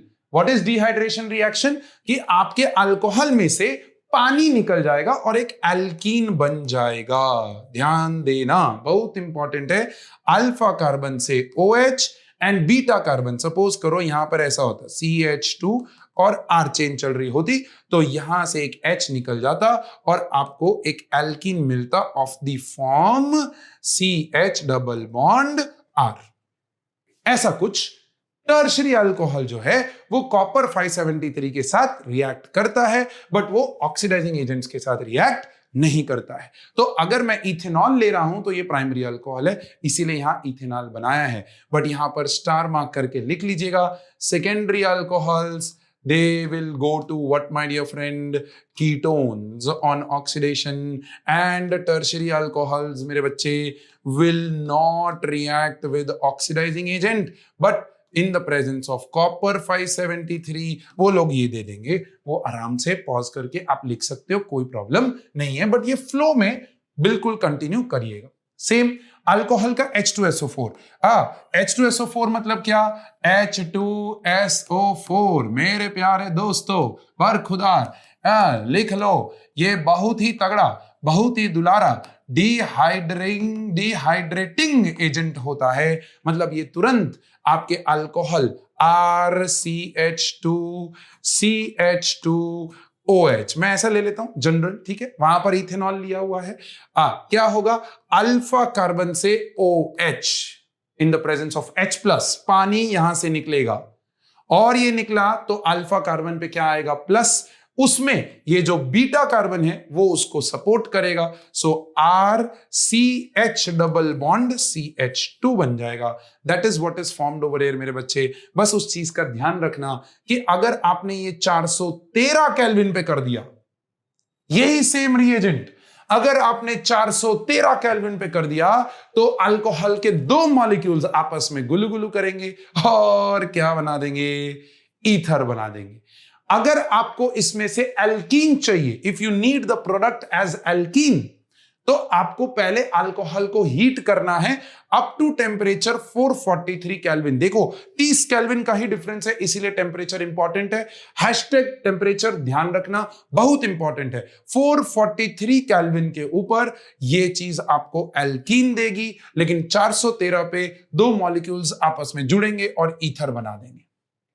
ये प्रिपरेशन ऑफ ईथर में भी हम एक बार देख लेंगे, बट अभी के लिए ये टेम्परेचर इंपॉर्टेंट है। और उसमें 30 केल्विन और कम कर दो, 383 केल्विन पे अगर आपने किया तो ये अगेन है not in NCERT board, but आपके कॉम्पिटिटिव पॉइंट ऑफ व्यू से आपको काम लग सकता है। ये H2SO4 क्या करेगा, एक बाइसल्फेट सॉल्ट बना देगा। ये bisulphate salt ethyl hydrogen sulphate दिख रहा है, हाँ, तो ये बाइसल्फेट सॉल्ट बना देगा। अब देखो 30-30 केल्विन के डिफरेंस पे आप क्या क्या अलग अलग चीजें कर सकते हो। तो आपको ये चीज ध्यान रखना है कि आपको अगर ईथर में, तो you heat the alcohol to 413 and then drop H2SO4, क्योंकि अगर पहले से कर दिया तो 383 पहले आ जाएगा और ये बनना शुरू हो जाएगा। सेम वेज अगर एल्कीन चाहिए तो 443 हीट करना है पहले अल्कोहल को, then drop H2SO4 into this. Clear है? बस यहां पर वीडियो को पॉज करो, 10 सेकंड 20 सेकंड लो और आपके केमिकल रिएक्शंस ऑफ अल्कोहल के फ्लो चार्ट को यहां पर कंप्लीट कर लो। Is that okay? तो चलो बच्चों, लिख लिया आप लोगों ने, रिएक्शंस ऑफ अल्कोहल्स डन। चलो let's move to reaction of phenols. अब देखो बच्चा, before we start with phenols वाला पार्ट, आपको फिनॉल को समझना है। कैसे भाई? फिनॉल वापस से क्या होता है, बेंजीन रिंग के ऊपर O और H, कहानी वही है, कहानी जो अल्कोहल्स में पड़ी है वो ही है। यहां पर एक क्लीवेज होगा, that will be one kind of reactions, जिसमें हमने क्या पढ़ा था, एक पढ़ा था एसिडिक कैरेक्टर, दूसरा पढ़ा था एस्टरिफिकेशन। अरे पढ़ा था ना बच्चे, फ्लो चार्ट बना लिया है ना? हाँ, पॉज करके बनाना है भैया वीडियो। हाँ, अब यहां पर ये वाला क्लीवेज, अब ये वाला क्लीवेज यहां पर क्यों डिफिकल्ट है? क्यों डिफिकल्ट है? क्योंकि यहां पर ये जो लोन पेयर है ना, वो बेंजीन रिंग के साथ किस में इन्वॉल्व हो चुका है, रेजोनेंस में इन्वॉल्व हो चुका है, जिसकी वजह से यहां पर एक पार्शियल डबल बॉन्ड कैरेक्टर है। अब उसकी वजह से होता क्या है, उसकी वजह से ये न्यूक्लियोफाइल सब्स्टिट्यूशन जो है वो डिफिकल्ट हो जाता है।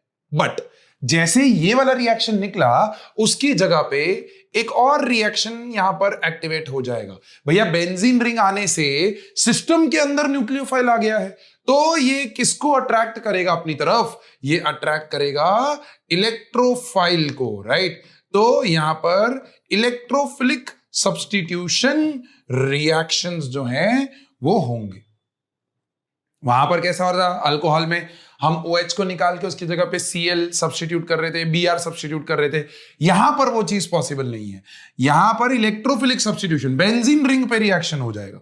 ठीक है, तो पहले नेचर को समझ लो यार, नेचर को समझ लिया ना तो भैया कहानी खत्म हो गई। फिनॉल समझ लो पहले क्या है, क्या है बेंजीन रिंग के ऊपर OH। अब ध्यान दो, यहां पर सिंपल है यार, रिएक्शंस को देखो बहुत आसानी से हो जाएंगे। ये फिनॉल लिया, उसके ऊपर हमने क्या किया, NaNaOH किया। क्या किया, NaNaOH। अब ये बेसिकली क्या करता है, एसिडिक कैरेक्टर के बारे में बताता है। तो यहां पर आपको मिल जाएगा सोडियम फिनॉक्साइड।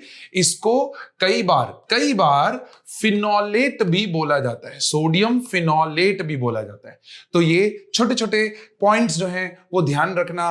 कई बार वर्ड प्रॉब्लम्स के अंदर आपको क्या करेगा, वो sodium phenolate is formed on reaction with this, what is the starting reagent, ऐसा करके यू क्वेश्चंस बना सकता है वो आपके लिए। तो आपको ये चीज ध्यान रखना है कि सोडियम फिनॉक्साइड या फिनोलेट सेम चीज। अच्छा, फिर देखो, एक बार ये वाला क्लीवेज हो गया, फिर ये वाला क्लीवेज मैंने बोला था पॉसिबल तो नहीं है, बट फिर भी इंसान है हम लोग, कीड़ा इतना ज्यादा है कि हम लोगों ने फिर भी ट्राई किया। क्या किया, जिंक लिया और उसको भी कौन से फॉर्म में लिया, डस्ट के फॉर्म में लिया। सॉलिड जिंक नहीं लेना है। हाँ भैया, डस्ट क्यों लेना है, क्योंकि जैसे ही सरफेस एरिया कम कर दोगे तो रिएक्शन की स्पीड कैटलाइज हो जाएगी, फास्ट हो जाएगी। तो बस वही कहानी हमने यहां पर यूज की। जिंक डस्ट के साथ काफी सारा हीट किया, जैसे हीट किया यहां से ये बॉन्ड टूटा और आपके बेंजीन में फिनॉल के ऊपर OH हट के उसकी जगह पे H लग गया। हाँ, और ये जो ऑक्सीजन है वो जिंक के साथ रिएक्ट करके जिंक ऑक्साइड बना के बाहर, तो आपको बेंजीन मिल गया। अब मेरे प्यारे दोस्तों, पाजी की बात मान लेना, इस वाले रिएक्शन को ना #कन्वर्जन ऐसा करके नोट डाउन करिए। क्यों, क्योंकि बहुत सारे कन्वर्जन रिएक्शंस हैं जिसमें ये वाला रिएक्शन जो है वो बहुत काम आएगा। Because once you remove this group और आप बेंजीन पे आ जाओ तो आपके 6 के 6 कार्बन क्या हो चुके हैं, इक्विवेलेंट हो चुके हैं। इतना ध्यान रखना बहुत इंपॉर्टेंट है। जैसे फॉर एग्जांपल उसने बोला convert phenol to 4 nitro bromo benzene, ऐसा करके उसने आपको एक कन्वर्जन दे दिया। अब प्रॉब्लम है, मेरे को क्या बनाना है, मेरे को बनाना है ब्रोमो के 4th पोजीशन पे नाइट्रो। क्लियर है ये चीज? तो मेरे पास स्टार्टिंग रिएजेंट क्या है, फिनॉल OH। अब मुझे यहां से यहां जाना है, तो सोचो यार मुझे ये क्या करना पड़ेगा, क्योंकि ये ऑलरेडी एक सब्स्टिट्यूटेड ग्रुप है यहां पर, तो इसके ऊपर मैं कोई भी इलेक्ट्रोफिलिक सब्स्टिट्यूशन रिएक्शन करूंगा वो मेरे लिए तकलीफ करेगा। तो मैंने क्या किया, मैंने सबसे पहले इसको न्यूट्रलाइज कर दिया भाई, जिंक के साथ रिएक्शन करके बेंजीन बना दिया। अब मुझे पता है यहां जाने के लिए पहले मैं ब्रोमिनेशन करूंगा, क्योंकि वो ऑर्थोपैरा डायरेक्टिंग ग्रुप है। तो यहां पर मैंने ब्रोमिनेशन कर दिया इन the presence of anhydrous AlBr3। यहां से मुझे ब्रोमो मिल गया और फिर ब्रोमो के ऊपर मैंने नाइट्रेशन कर दिया, that is concentrated HNO3 in the presence of concentrated H2SO4। अब ये जितने भी रिएक्शंस मैं यहां बोल रहा हूं वो चैप्टर 6 में ऑलरेडी कर चुके हैं और फिनॉल वाले पार्ट में भी हम एक बार वापस रिवाइज करेंगे। तो बस बने रहिए पाजी के साथ और पेन और पेपर एक्टिव रखिए, क्योंकि जितना आप लिखेंगे उतना आपके लिए अच्छा होता चला जाएगा। तो आप देख रहे हैं ये रिएक्शन, ये वाला रिएक्शन कहां इंपॉर्टेंटली काम आ रहा है, कन्वर्जन्स के अंदर। तो पाजी के कहने पे प्लीज ये हैशटैग डालिए, परफेक्ट है। फिर ये रिएक्शन ऑलरेडी लास्ट स्लाइड पे मैं आपको बता चुका हूं, जहां पर मैंने आपको बोला था NH3 के साथ रिएक्शन। वैसे तो ये सब्स्टिट्यूशन पॉसिबल नहीं है, it is very very difficult, लेकिन फिर भी हमने क्या किया, जिंक क्लोराइड का एक कैटलिस्ट लिया और इसको हीट किया, कितना 623 केल्विन एंड इसके साथ 300 एटमॉस्फेयर प्रेशर। अब अगेन ये चीज नॉट इन NCERT, ये NCERT में नहीं है, लेकिन फिर भी आप अपने इंफॉर्मेशन के लिए ये रिएक्शन लिख के रखिए। कन्वर्जन में वापस बहुत अच्छा यूज हो जाएगा। क्यों यूज हो जाएगा, अरे भैया क्योंकि जैसे ही एनिलीन बन गया फिनॉल से, बाबा इसमें से आप क्या बना सकते हो, आप बना सकते हो बेंजीन डायazonium क्लोराइड। और बाबा ये अगर बन गया, ओ काके ये अगर बन गया तो आपका जीवन धन्य हो गया, क्योंकि एरोमेटिक का कोई भी conversion has to go through this compound, that is nothing but BDC, benzene diazonium chloride. है कि नहीं? तो भाई देखो आसान कर रहे हैं आपके लिए, बस कुछ नहीं है पाजी का काम ही ये है। हाँ, तो ये हो गया आपका बेसिकली रिएक्शन जहां OH का क्लीवेज हुआ। यहां हमने फिनॉल और OH मतलब फिनाइल रिंग और OH के बीच का क्लीवेज मतलब ये वाला क्लीवेज कर दिया। अब आ जाओ ये वाला देखो, यहां पर अगेन वापस OH वाले क्लीवेज में चले गए, क्या आ जाएगा यहां पर एस्टरिफिकेशन बन रहा है। देखो भैया एस्टर बन रहा है, यहां पर वही रिएक्शन जो हमने अल्कोहल में किया था वही चीज यहां पर हो रही है। क्या हो रही है, हमने लिया फिनॉल, उस फिनॉल को हमने रिएक्ट करवाया with carboxylic acid derivative that is nothing but acyl chloride, है ना। ट्रिक क्या है, ट्रिक क्या है, H और Cl को बाहर निकालो, HCl बाहर निकला, अब जो बचा है उसको भैया जोड़ दो ना, जोड़ दो, यहां पर बन गई कहानी, कहानी ओवर। अब इसको नाम करने का मैंने तरीका बताया था कि जो भी आपका अल्कोहल है वो आपका एल्काइल बन जाएगा, दैट इज फिनॉल फिनाइल बन जाएगा, और बचा क्या है, इथेनोएट, इथेनोइक एसिड के साथ था ना, तो इथेनोएट हो जाएगा। बोलो कहानी समझ में आई। अब आप सोचो, आप ध्यान देना, आप आराम से ध्यान देना। अगर मैंने यहां पर आपको एक रिएक्शन दिया, मैंने बोला phenol reacts with propanoic acid, propanoic acid ऐसा करके दे दिया, और मैंने बोला कि भैया बताओ इसका रिएक्शन में जो एस्टर बनेगा वो एस्टर का नेम क्या होगा। फटाफट से वीडियो पॉज करके इसी जगह पे कमेंट बॉक्स में अपना कमेंट डाल दीजिए, पाजी आपके लिए वेट कर रहा है और हम बढ़िया से आपको जवाब देंगे in the comment box. Is that clear. अब यहां पर किया क्या हमने, ये फिनॉल, इसके ऊपर O, और यहां पर मेरे बच्चे sorry C double bond O, और यहां पर कोई भी R चेन हो सकती है। Now if it could be CH3, it could be benzene itself. देखो यहां पर हमने बेंजीन ले लिया, है ना, तो यहां पर फिनाइल, देखो ये फिनाइल, फिनॉल के साथ रिएक्शन फिनाइल और बेंजीन का बेंजोएट हो जाएगा, राइट। सो बेंजाइल क्लोराइड लिया था, बेंजोइल क्लोराइड लिया था, सो ये बेंजोइल क्लोराइड है,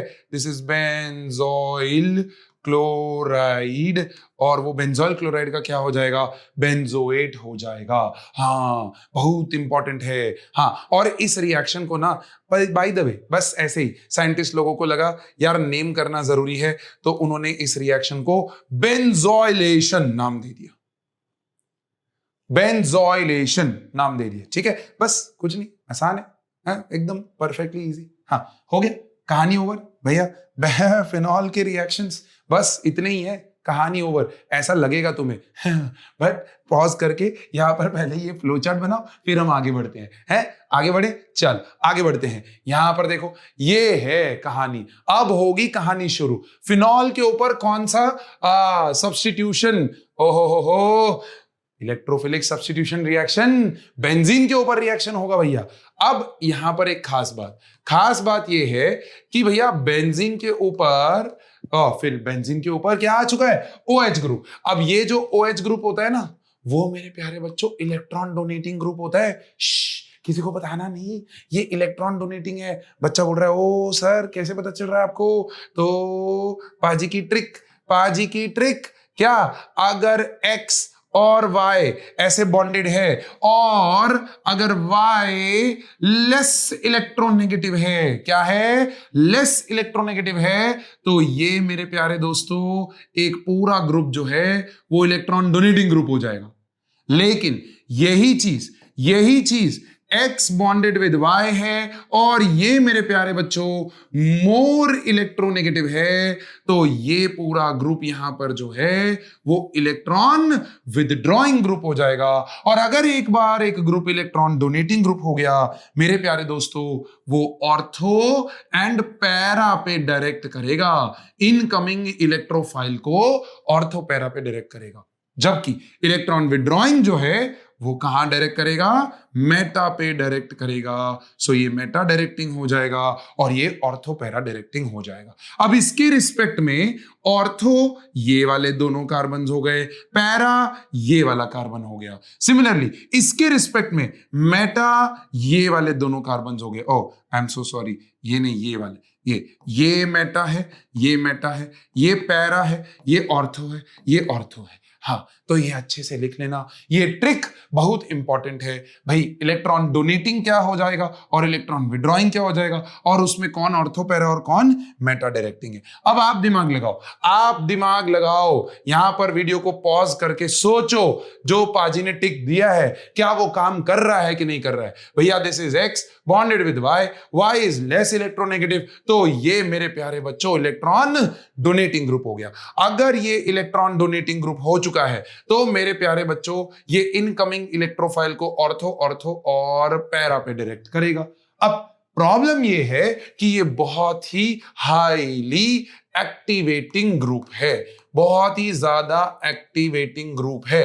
क्यों? क्योंकि इसके पास दो दो लोन पेयर है, और वो दो दो लोन पेयर की वजह से बेंजीन रिंग के अंदर डेंसिटी किसकी, इलेक्ट्रॉन की बहुत ज्यादा इंक्रीज हो जाती है। तो सर तो इसके ऊपर जब आप ब्रोमीन एक्वस वाटर करते हो तो ऑर्थो ऑर्थो और पैरा पोजीशन तीनों पोजीशन पे लग जाएगा भाई, बहुत ही ज्यादा एक्टिवेटिंग है।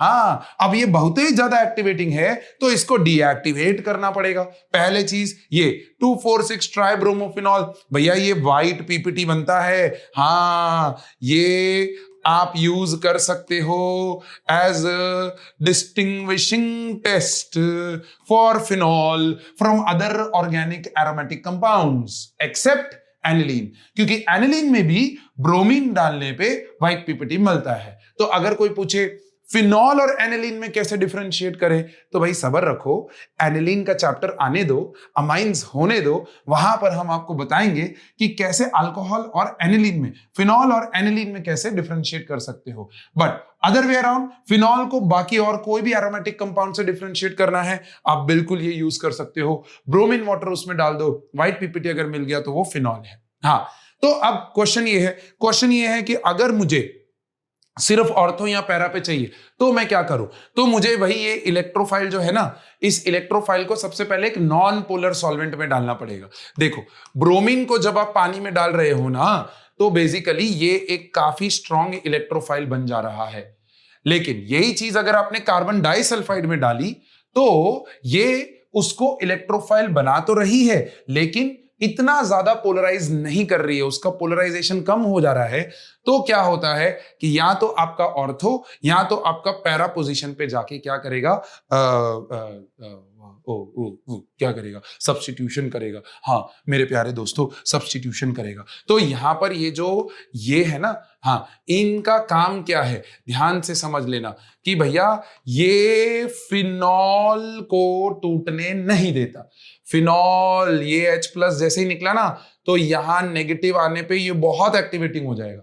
हाँ, ये लेकिन कार्बन डाइसल्फाइड नॉन पोलर है ना, नॉन पोलर होते ही ये क्या कर रहा है, ये H+ को डिसोसिएट होने नहीं दे रहा है। तो क्या होगा, ये वाला जो इलेक्ट्रॉन यहां पर नेगेटिव था ना, वो कम नेगेटिव है, तो आपकी बेंजीन रिंग लेस एक्टिवेट होगी। इसीलिए नॉन पोलर सॉल्वेंट, इसीलिए पोलर सॉल्वेंट का क्या काम है वो आपको ध्यान से समझना है। यस, ये यहां पर इसको फिनॉक्साइड आयन में कन्वर्ट कर देता है, समथिंग लाइक दिस, O-, इसीलिए ये ज्यादा एक्टिवेटिंग हो जाता है। पानी की बात कर रहा हूं, कार्बन डाइसल्फाइड नहीं होने देगा, इसीलिए हमने ये चीज किया। हाँ, बहुत इंपॉर्टेंट है, प्लीज इस चीज को ध्यान रखना। नेक्स्ट रिएक्शन देखो, किसके साथ रिएक्शन किया हमने, किसके साथ रिएक्शन किया भैया, कंसंट्रेटेड HNO3 H2SO4। क्या होगा इससे, NO2+ निकल जाएगा। अब ये NO2+ क्या कर रहा है, ये NO2+ जाके तीनों जगह पे जाके सब्स्टिट्यूट हो रहा है।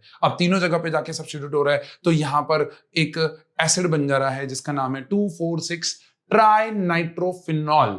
2,4,6 ट्राइनाइट्रोफिनॉल, ध्यान देना, ये काफी स्ट्रॉन्ग ऑर्गेनिक एसिड है।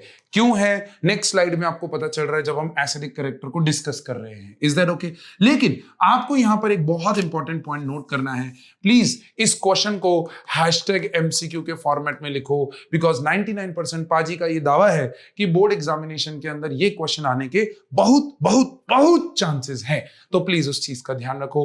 क्वेश्चन है which of the following organic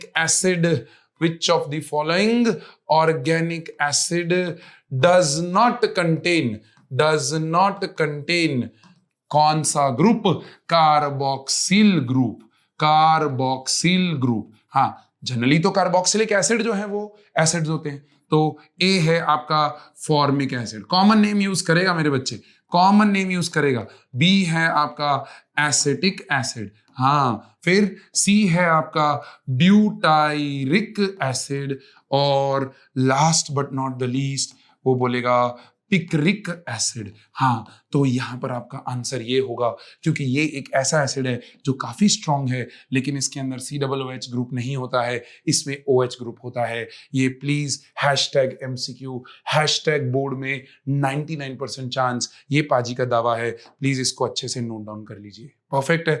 अब अगेन मुझे इसमें ऑर्थो या पैरा चाहिए, मुझे अगर इसमें ऑर्थो या पैरा चाहिए तो मैं क्या करूंगा? मैं सिर्फ कंसंट्रेटेड HNO3 को डाइल्यूट HNO3 कर दूंगा, बस इतना सा चेंज। और आप देखो आपका वो जो NO2+ है ना, वो बेसिकली क्या हो गया? लेस डीएक्टिवेटिंग हो गया और OH को पोलराइज होने नहीं दे रहा है।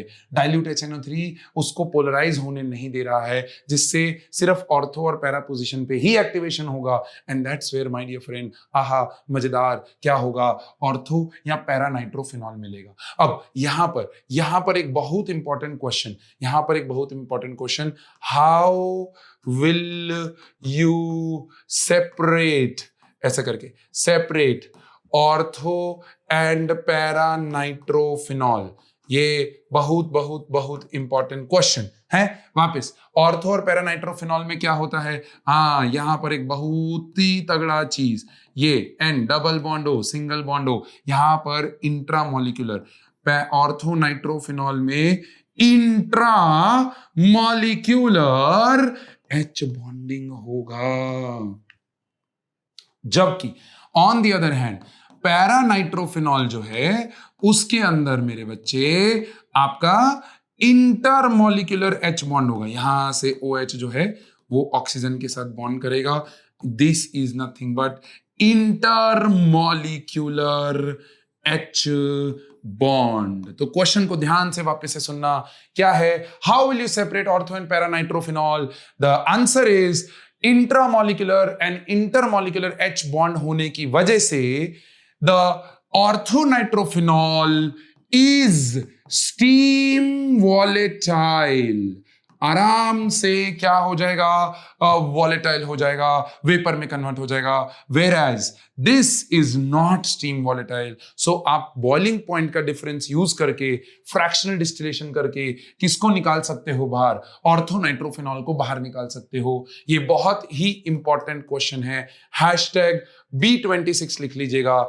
Chances are very high. क्यों? क्योंकि अगर आप प्रीवियस ईयर क्वेश्चंस उठाएंगे तो आपको दिखेगा ट्रेंड में कि ये क्वेश्चन किसी ना किसी लैंग्वेज, किसी ना किसी फॉर्मेट में पूछा जाता है। Is that okay? इसीलिए वहां पर देखो हमने टेम्परेचर कितना मेंटेन किया है? 298 केल्विन। उससे होता क्या है? ये स्टीम वॉलेटाइल है, ये नहीं है, तो इसको हमने बाहर निकाल दिया वेपराइज करके, राइट? तो दोनों चीजें प्योर फॉर्म में मिल गई। फिर आ जाओ नीचे, क्या किया हमने? H2SO4 के साथ रिएक्शन किया। दो अलग टेम्परेचर्स देखो, 288 टू 293, राइट? और नीचे 373 केल्विन। जैसे ही आप टेम्परेचर लो करते हो तो आपको ऑर्थो प्रोडक्ट मेजर मिल जाएगा, और जैसे ही आप टेम्परेचर हाई करोगे तो आपको पैरा प्रोडक्ट जो है वो मेजर मिल जाएगा। अच्छा, रिएक्शंस के नाम, ये कौन सा रिएक्शन था? नाइट्रेशन रिएक्शन, अरे था ना। और ये कौन सा रिएक्शन है? Sulphonation reaction. और पीछे जो किया वो क्या किया? Halogenation reaction. ये सारे आपके बेंजीन के इलेक्ट्रोफिलिक सब्स्टिट्यूशन रिएक्शंस हैं। प्लीज इनको नोट डाउन करिए, फ्लो चार्ट बनाइए। फिर हम आगे बढ़ते हैं जहां हम फिनॉल के कुछ स्पेशल रिएक्शंस के ऊपर बात करेंगे। We will talk about phenol के कुछ special reactions. Is that clear? चलिए, नोट डाउन हुआ? वीडियो को पॉज करके यहां पर ये रिएक्शंस नोट डाउन करना। इलेक्ट्रोफिलिक सब्स्टिट्यूशन का एक बढ़िया सा चार्ट बना लेना, क्योंकि वो चार्ट आपको बहुत काम आएगा। और वो चार्ट मेरे प्यारे दोस्तों पाजी के माइंड मैप पे, व्हाट्सएप चैनल ऑफ पाजी की कक्षा पे आपको मिल ही जाने वाला है। हाँ, चल आगे बढ़ते हैं। Special reactions of phenol. आहा, ये बहुत ही इंपॉर्टेंट रिएक्शन है।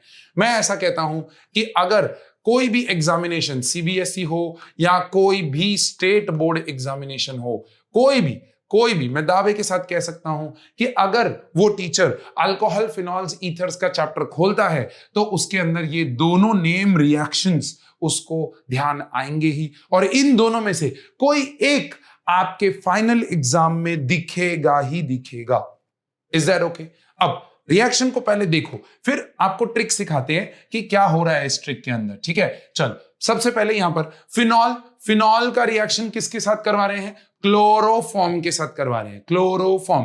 Okay, CHCl3 in the presence of base, chloroform in the presence of base. तो क्या बन रहा है यहां पर? एक इंटरमीडिएट बन रहा है, जहां पर मैंने आपको एक ट्रिक दे दिया था कि अगर आपका बेस मिला फिनॉल के अंदर, अगर आपका बेस मिला तो सबसे पहले यहां से H निकाल के उसकी जगह पे Na डाल दो। सबसे पहले वो H निकाल के Na डाल दो। क्यों?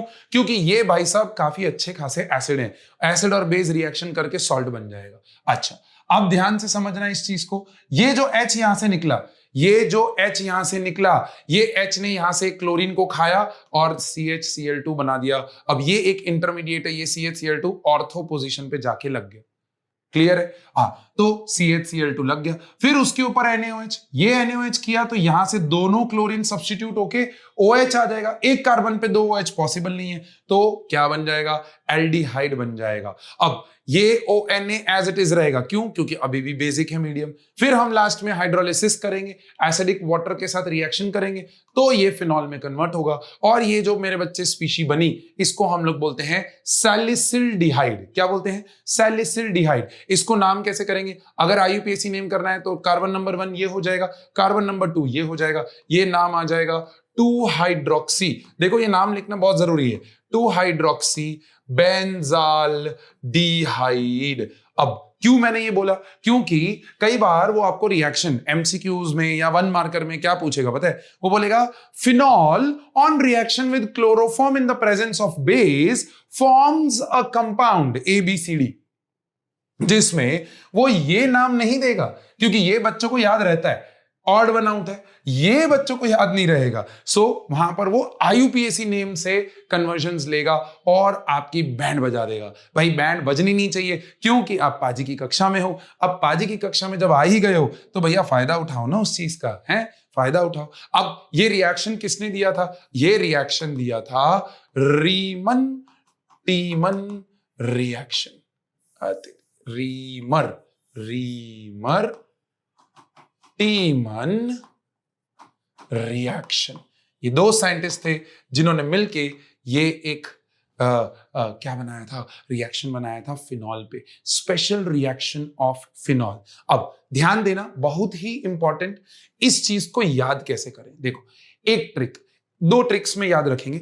एक ट्रिक पाजी ने आपको बताई है कि जब भी बेस आ जाए तो फिनॉल ONA हो जाएगा। ठीक है, अब वो H निकला है, राइट? अब ये जो ONA है ना, इसको क्या कर दो? बेहोश कर दो। ओ तेरी तो बेहोश, सर बेहोश किससे करते हैं? हाँ, क्लोरोफॉर्म है ना, वो पता है हैंकी पे डाल के मस्त बेहोश करके निकल जाता है। हाँ, तो पाजी की ट्रिक कि भैया बेस के प्रेजेंस में फिनॉल बन गया ONA, वहां से जो H निकला उसको कर दिया बेहोश, बेहोश करके हमने बना दिया एक इंटरमीडिएट, और वो इंटरमीडिएट फर्दर बन गया सैलिसिल्डिहाइड। खत्म, कहानी ओवर, राइट? अब इजी है, ध्यान से समझना कि भैया क्लोरोफॉर्म, क्लोरीन निकला, H बॉन्ड हुआ, CHCl2 इंटरमीडिएट, ऑर्थो इंटरमीडिएट बनेगा, ऑर्थो इंटरमीडिएट पे NaOH एंड देन हाइड्रोलिसिस, कहानी ओवर।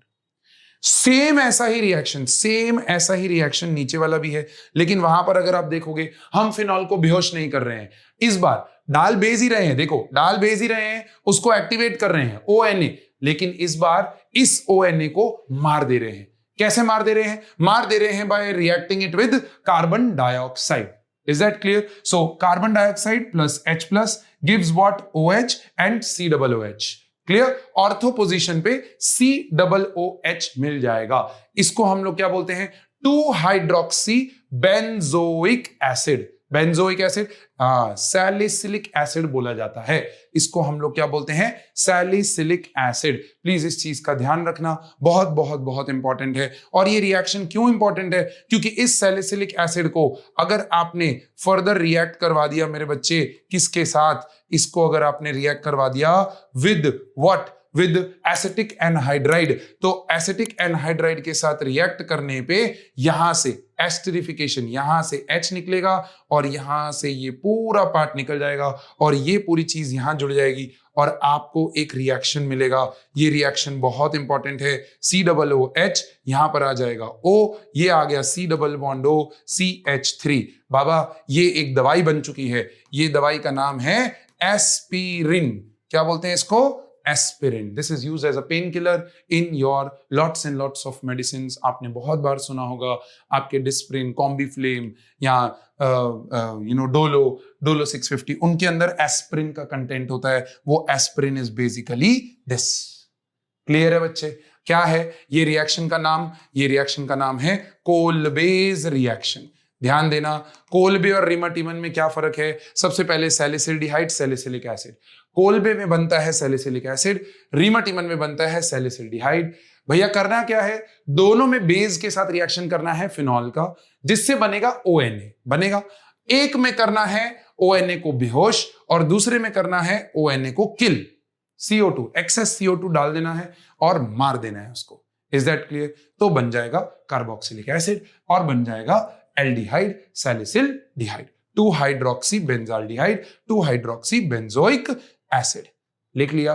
पक्का 100%। ये चीज अच्छे से बढ़िया से लिख लो और इस दोनों रिएक्शन के ऊपर #B26। I am telling you, please trust me, ये चीज आपके बोर्ड एग्जामिनेशन में 99% प्लस चांस कि आपको मिलेगा ही मिलेगा। Is that okay? प्लीज अच्छे से और बढ़िया से नोट डाउन कर लीजिए। चलिए, कर लिया नोट डाउन? चलो आगे बढ़ते हैं और लास्ट पार्ट अल्कोहल फिनॉल्स का। ईथर्स अभी बाकी है दोस्तों, बने रहना। अल्कोहल फिनॉल्स का लास्ट पार्ट जो कि सबसे इंपॉर्टेंट पार्ट है, जिसको हम लोग बोलते हैं एसिडिक कैरेक्टर या फिर एसिडिक स्ट्रेंथ। अब ध्यान से मेरे बच्चे 2-3 पॉइंट्स अपने दिमाग में रखिएगा। सबसे पहले, किसी भी चीज को एसिडिक प्रूव करने के लिए हम लोग उस चीज को रिएक्ट करवाते हैं विद एन एक्टिव मेटल। अब इससे होता क्या है? इससे मिलता है आपको एक सॉल्ट और साथ में निकलती है हाइड्रोजन गैस। अब ये हाइड्रोजन गैस जो होती है वो क्या होती है?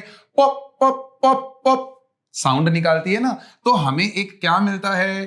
टेस्ट मिलता है मेरे बच्चे। तो प्लीज इस चीज का ध्यान देना, हाइड्रोजन पॉपिंग साउंड जो मिलता है ना, वहां से हमें पता चला कि भैया अल्कोहल्स भी एसिडिक हैं और फिनॉल्स भी एसिडिक हैं। ये बहुत इंपॉर्टेंट था, दोनों के दोनों एसिडिक हैं। अब क्वेश्चन ये था कि दोनों में से ज्यादा एसिडिक कौन? Right now that was the question. तो बस हमने उस चीज को समझने के लिए छोटे छोटे पॉइंट्स आपके लिए रेडी किए हैं। सबसे पहला चीज ध्यान से देखना, दीज आर #पाजी पॉइंट्स, राइट? #पाजी पॉइंट्स। इन पॉइंट्स को ध्यान से नोट डाउन करना। क्या लिखवा रहे हैं ध्यान से देखना। सबसे पहली चीज कि किसी भी एसिड का जो स्ट्रेंथ होता है ना, वो स्ट्रेंथ उसके कॉन्जुगेट बेस से पता चलता है, right? Stable the conjugate base, stable the conjugate base, higher is the acidic strength। जितना स्टेबल conjugate base होता जाएगा उतना आपका स्ट्रेंथ ऑफ एसिड जो है वो स्ट्रांग होता जाएगा। एक पॉइंट ये बहुत अच्छे से लिखना है, राइट? सेम चीज फिनॉल के अंदर भी होगा, सेम चीज फिनॉल के अंदर भी होगा। OH यहां पर उसका फिनॉक्साइड आयन बनेगा, राइट? फिनॉक्साइड आयन बनेगा O- और साथ में निकलेगा H+। अब अगर आप देखो तो यहां पर ये जो R है, अल्कोहल का जो R है वो O- पे एक इफेक्ट मार रहा है जिसको हम लोग बोलते हैं plus inductive effect, right? It is donating the electrons. उसकी वजह से क्या हो रहा है? उसकी वजह से इस ऑक्सीजन पे इलेक्ट्रॉन डेंसिटी क्या हो रही है? इंक्रीज हो रही है। Important points. Due two plus I effect in alcohols the electron density on oxygen increases, therefore the conjugate base is less stable। तो ये जल्दी से अपना H+ देना नहीं चाहेगा। Whereas on the other hand, आप देखो यहां पर, on the other hand, ये जो फिनाइल की रिंग है, ये फिनाइल की रिंग ने क्या किया? इस माइनस को अपने अंदर रेजोनेंस में इन्वॉल्व कर दिया, राइट? सो ये जो फिनाइल रिंग है, एक ये -I इफेक्ट करती है phenyl ring. Phenyl ring minus I effect करती है, plus plus there is a resonance effect, minus R effect. ये माइनस आर इफेक्ट की वजह से क्या होता है, ऑक्सीजन की density decrease, electron density decrease हो जाती है। अब ये डिक्रीज होने की वजह से क्या होता है, ऑक्सीजन कहता है जा सिमरन जा, तू जी ले अपनी जिंदगी, मेरे पास फिनाइल रिंग है मुझे स्टेबल करने के लिए। हाँ भैया, वो स्टेबल किया और स्टेबल होने की वजह से ये H+ फास्टर रिलीज कर सकता है, and that is why phenol is more acidic then alcohols. ध्यान से देखना, यहां पर लिखा है phenol is more acidic then alcohols. Why ये रहा उसका रीजन। ठीक है, ध्यान देना। अब क्वेश्चन ये है कि सर अल्कोहल्स में we have CH3 CH2OH, primary alcohol होता है। Sir we have CH3 CH3OH होता है, और टर्शियरी अल्कोहल होता है CH3 CH3 CH3 and OH। अब आप दिमाग लगाओ, ये के कॉन्जुगेट बेस सारे के सारे अनस्टेबल है, right, because of the plus I effect. अब क्वेश्चन है किसका प्लस आई सबसे ज्यादा है? क्या टर्शरी वाले का प्लस आई सबसे ज्यादा है, क्या सेकेंडरी वाले का सबसे ज्यादा है, या प्राइमरी वाले का सबसे ज्यादा है? यार इतना तो पाजी आपसे एक्सपेक्ट कर रहा है, 11th स्टैंडर्ड में अपने ने इतना तो पढ़ा हुआ है कि इंडक्टिव इफेक्ट जो है वो टर्शरी का ज्यादा है, सेकेंडरी का ज्यादा है कि प्राइमरी का ज्यादा है। पाजी आपके लिए वेट करेगा, कमेंट बॉक्स में ये बताइएगा। अब जिसका प्लस आई इफेक्ट ज्यादा होगा उसका एसिडिक स्ट्रेंथ कम होगा। तो यहां पर आपको प्राइमरी, सेकेंडरी और टर्शरी का एसिडिक स्ट्रेंथ बताना है। या तो ऑप्शन ये होगा या तो ऑप्शन ये होगा। So is it option A या is it option B? Please, अगर कोई भी बोलता है सर इक्वल होगा, तो माय डियर फ्रेंड मेरा रिक्वेस्ट आपसे ये रहेगा कि काके 11th स्टैंडर्ड की टेक्स्ट बुक खोल, उसके अंदर जनरल ऑर्गेनिक केमिस्ट्री खोल और उसमें इलेक्ट्रॉन डिस्प्लेसमेंट इफेक्ट्स पढ़ ले। और अगर वो पढ़ने की इच्छा नहीं है तो पाजी का दिया हुआ वीडियो उसको देख ले, क्योंकि हमने एक ब्रिज कोर्स किया था of all the important topics of class 11 general organic chemistry, जो आपके क्लास 12th में यूज होने वाले हैं। उसमें भी हमने ये बात जो है वो एक्सप्लेन की हुई है, आपको बड़े ही आसानी से वो वीडियो में मिल जाएगा। तो जाके वो कनेक्टिंग वीडियो देख लो ना यार, अरे आराम से हो जाएगा यार, कोई दिक्कत नहीं है। हाँ, मैं आपके आंसर का वेट करूंगा, ठीक है। हाँ, अब यहां पर देखो, फिर आता है कि मेरे पास है फिनॉल, OH। फिर फिनॉल के ऊपर मैंने क्या लगा दिया? मैंने लगा दिया एक बड़ा interesting part, that is nothing but NO2। अब ये बना दिया मैंने इलेक्ट्रॉन विड्रॉइंग ग्रुप बनाया। अब जब ये इलेक्ट्रॉन विड्रॉइंग ग्रुप किया तो वो इलेक्ट्रॉन विड्रॉइंग ग्रुप आने से क्या हुआ, पहली चीज ये समझनी है। और अगर मैंने यहां पर इलेक्ट्रॉन डोनेटिंग ग्रुप डाल दिया CH3 इलेक्ट्रॉन डोनेटिंग ग्रुप, तो क्या होगा? अब सिंपल है यार, देखो इलेक्ट्रॉन विड्रॉइंग मतलब ये और खींचेगा तो इलेक्ट्रॉन की डेंसिटी और डिक्रीज होगी, मतलब और ज्यादा स्टेबल हो गया कॉन्जुगेट बेस। अगर वो और ज्यादा स्टेबल हो गया तो कहानी ओवर यार। तो इसका एसिडिक स्ट्रेंथ किससे ज्यादा हो जाएगा? फिनॉल से ज्यादा हो जाएगा। On the other hand electron donating group क्या करेगा? अरे भैया वो तो डेंसिटी बढ़ा देगा ना ऑक्सीजन पे। अब जब वो ऑक्सीजन पे डेंसिटी बढ़ा देगा तो फिनॉल के रिस्पेक्ट में उसका स्टेबिलिटी ऑफ कॉन्जुगेट बेस और डिक्रीज हो जाएगा। तो ये एसिडिक स्ट्रेंथ में डिक्रीज हो जाएगा, ये इंटरमीडिएट रहेगा और ये काफी ज्यादा बढ़ जाएगा। अब जितने ज्यादा इलेक्ट्रॉन विड्रॉइंग ग्रुप लगते चले जाएंगे फिनॉल के ग्रुप में, उतना ज्यादा वो एसिडिक होता चला जाएगा, और जितने ज्यादा इलेक्ट्रॉन डोनेटिंग ग्रुप लगते जाएंगे उतना ज्यादा वो क्या होता चला जाएगा? लेस एसिडिक होता चला जाएगा। परफेक्ट है, क्लियर है ये चीज? अच्छा, अब ये चीज कई बार pKa वैल्यू से भी वो चेक करेगा। अच्छा, pKa वैल्यू किसके प्रोपोर्शनल होती है? Ka वैल्यू के प्रोपोर्शनल होती है। Higher the pK value, lower the Ka value. पहली चीज, ये रिलेशन अच्छे से बढ़िया से नोट डाउन करके रखना। Higher the pK value, lower the Ka value and lower is the acidic strength. हाँ, जितना pK वैल्यू हायर उतना एसिडिक स्ट्रेंथ लोअर है। Is that okay? तो ये इनवर्स प्रोपोर्शनैलिटी है, इसको ध्यान रखना। और इसी चीज पे मेरे प्यारे दोस्तों, आपकी एनसीईआरटी में एक बहुत ही प्यारा सा और छोटू सा टेबल दिया हुआ है। वो मैं टेबल आपके लिए लेके आया हूं, लेकिन आप ये लाइन समझिए भाई, phenols are more acidic, why? Electron withdrawing groups decreases, electron withdrawing group increases. अला तेरी तो तेरी, यहां पर गड़बड़ हो गई है, इसको प्लीज नोट डाउन करिएगा, ये बहुत इंपॉर्टेंट है। इलेक्ट्रॉन इंक्रीज करता है भाई, दोनों जगह डिक्रीज लिख दिया, चलो कोई बात नहीं, हो जाता है, इंसान ही है हम लोग हैं। ये इंक्रीज करता है और इलेक्ट्रॉन डोनेटिंग ग्रुप जो है वो डिक्रीज करता है। क्लियर है? डन। तो ये अच्छे से नोट डाउन करना, ये करेक्शन करके आपके डिस्क्रिप्शन बॉक्स में आपको ये पीपीटी मिल जाएगी। अब आगे बढ़ते हैं, देखो आ गया है वो टेबल, आ गया, देखो ये रहा टेबल फिनॉल का, ortho nitrophenol, para nitrophenol, Meta nitrophenol. और अभी अभी मैंने आपको एक रिलेशन दिया था कि पी के ए वैल्यू किसके इनवर्सली प्रोपोर्शनल है? एसिडिक स्ट्रेंथ के इनवर्सली प्रोपोर्शनल है।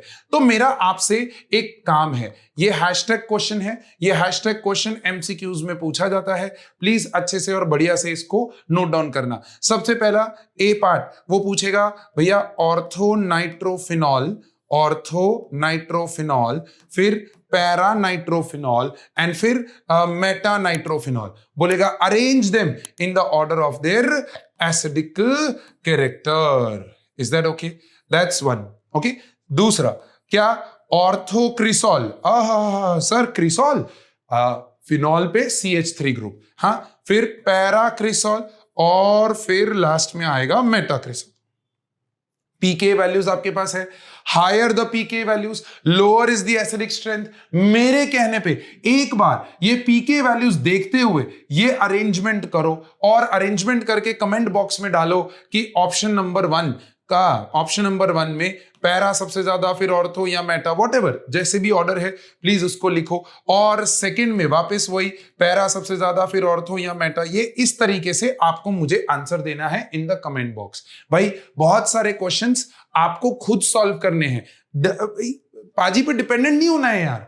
पाजी आपको क्या दिखाने, दिशा दिखाने आया है। मैं तुम्हारा सारथी हूं, सफलता का क्या सारथी। लेकिन मैं आप लोगों को क्या कर रहा हूं, मैं आप लोगों को इंडिपेंडेंट बना रहा हूं कि भैया खुद से देखो। मैंने आपको लॉजिक दे दिया है, एक बार आप खुद से वैल्यूज देखो और आंसर निकालो। यस, क्लियर है? हाँ, फिर एक चीज तो क्लियर हो गई कि नाइट्रो आने से फिनॉल की एसिडिक स्ट्रेंथ बढ़ जाती है। अच्छा, मैंने बोला ऑर्थो नाइट्रोफिनॉल, मैंने बोला पैरा नाइट्रोफिनॉल, फिर ऑर्थो पैरा नाइट्रोफिनॉल, मतलब 4 नाइट्रोफिनॉल, 2,4 डाइनाइट्रोफिनॉल एंड 2,4,5 ट्राइनाइट्रोफिनॉल, ऐसा करके बोल दिया। तो उस केस में 2,4,6 ट्राइनाइट्रोफिनॉल, तो उस केस में ज्यादा इलेक्ट्रॉन विड्रॉइंग ग्रुप होंगे तो उतना ज्यादा आपका एसिडिक स्ट्रेंथ बढ़ता चला जाएगा। Is that okay? तो यहां पर आपको कुछ वैल्यूज दी हैं, प्लीज उसको नोट डाउन करिए। And with this good note my dear friend, alcohols and phenols वाला पार्ट जो है वो वहां पर कंप्लीट होता है। अब हम चलते हैं ईथर वाले पार्ट की तरफ। अब ईथर क्या है भैया? What is ether? ईथर्स क्या होते हैं? ईथर्स होते हैं अल्कोक्सी एल्केन्स, अल्कोक्सी एल्केन्स होते हैं ना, करवा चुके हैं ना यूपीएससी ने। हाँ, ये दो तरीके के होते हैं, एक होते हैं सिमेट्रिकल और दूसरे होते हैं अनसिमेट्रिकल। सिमेट्रिकल और अनसिमेट्रिकल में क्या डिफरेंस है? What is the difference between symmetrical and unsymmetrical? भैया अगर ओ के साइड पे, दोनों साइड पे सेम आर चेन आ जाए तो उसको हम लोग सिमेट्रिकल बोलते हैं, और अगर ओ के एक साइड पे एक चेन, दूसरी साइड पे दूसरी चेन, तो इसको हम लोग अनसिमेट्रिकल बोलते हैं। In both the cases naming कैसे करोगे? यहां पर तो दोनों साइड चेन सेम है, तो किसी एक को ऑक्सीजन के साथ ले लिया, नाम बन गया methoxy methane. Is that clear? Perfect. लेकिन ऑन द अदर हैंड जिस साइड पे लॉन्गर चेन है वो आपकी मेन चेन हो जाएगी, और जो स्मॉलर चेन है वो आपकी क्या हो जाएगी? ऑक्सी के साथ लग जाएगी, तो नाम आ जाएगा मीथॉक्सी इथेन। Is that clear? बस इस चीज का बहुत बहुत ध्यान रखना, बहुत इंपॉर्टेंट है ये चीज। कई बार क्या होता है, कई बार वो आपको तंग करने के लिए ऐसा बोलेगा, वो बोलेगा आपके पास है टर्ट ब्यूटाइल इथाइल ईथर, ऐसा करके है, ठीक है। तो टेंशन नहीं लेना यार, आपने पाजी की कक्षा में ये सीखा ही हुआ है कि टर्ट ग्रुप कैसे बनता है। टर्ट ग्रुप बनता है ब्यूटाइल में से 2 कार्बन की चेन को निकाला और ऊपर नीचे लगा डाला, तो लाइफ जिंगा लाला। हाँ, तो टर्ट ग्रुप बन गया भैया, है ब्यूटाइल ग्रुप बन गया। और दूसरी साइड पे क्या है, इथाइल ग्रुप, बस बीच में डाल दो क्या, ऑक्सीजन, तो बन गया tert butyl ethyl ether. Simple. अब इसको अगर नेम करना है, IUPAC नेम करना है, तो ये आपकी मेन चेन हो गई मेरे बच्चे, और ये आपका एक सब्स्टिट्यूएंट हो गया, ये आपका दूसरा सब्स्टिट्यूएंट हो गया। अब ये है मिथाइल, ये है इथॉक्सी, तो इथॉक्सी पहले आएगा, 2 इथॉक्सी 2 मिथाइल, कितना चेन, प्रोपेन का चेन, तो नीचे लिख दिया प्रोपेन, कहानी खत्म। इतना कॉम्प्लिकेटेड क्वेश्चन ले लिया कि इससे आपका पूरा IUPAC ईथर का कंप्लीट हो गया। Is that okay? बहुत ही आसान, बहुत ही इजी। बस इतना ध्यान रखना है कि ये जो ईथर ग्रुप होता है, this is always in the substituent, ये कभी भी सफिक्स में नहीं जाता, ये हमेशा प्रीफिक्स में रहता है। Is that okay? परफेक्ट। चलो आगे बढ़ते हैं, यहां पर कंसंट्रेट करते हैं कि हम ईथर्स को प्रिपेयर कैसे करते हैं। How do we prepare ethers? So there are 2 methods to do that. एक मेथड तो हम ऑलरेडी पढ़ के आए हैं, in dehydration of alcohols reaction किया था अपने ने, क्या था टेम्परेचर, हाँ भैया आंखें मूंद के यहां पर वो टेम्परेचर याद करो, क्या था टेम्परेचर, 413 केल्विन। 413 केल्विन पे मैंने क्या लिया, ROH, और दूसरा ROH यहां पर ऐसे 413 केल्विन पे ये डिहाइड्रेट करेगा in the presence of what my dear friend, H plus, that is H2SO4, यहां से निकलेगा H और यहां से निकलेगा OH, कहीं से भी H कहीं से भी OH कहीं से भी निकाल दो, कोई दिक्कत नहीं है। बस फाइनली क्या मिलेगा, ROR। इस मेथड का एक बहुत बहुत इंपॉर्टेंट पॉइंट नोट करना कि इस मेथड में आप सिर्फ और सिर्फ क्या बना सकते हो, सिमेट्रिकल ईथर ही बना सकते हो, क्योंकि अगर आपको अनसिमेट्रिकल ईथर बनाना है तो you will have to take 2 different types of alcohols, और वो 2 डिफरेंट टाइप्स ऑफ अल्कोहल्स में मल्टीपल ईथर प्रोडक्ट्स बनने के चांसेस हो जाते हैं। इसीलिए ये मेथड आपका सिमेट्रिकल ईथर्स के लिए ही पॉसिबल है।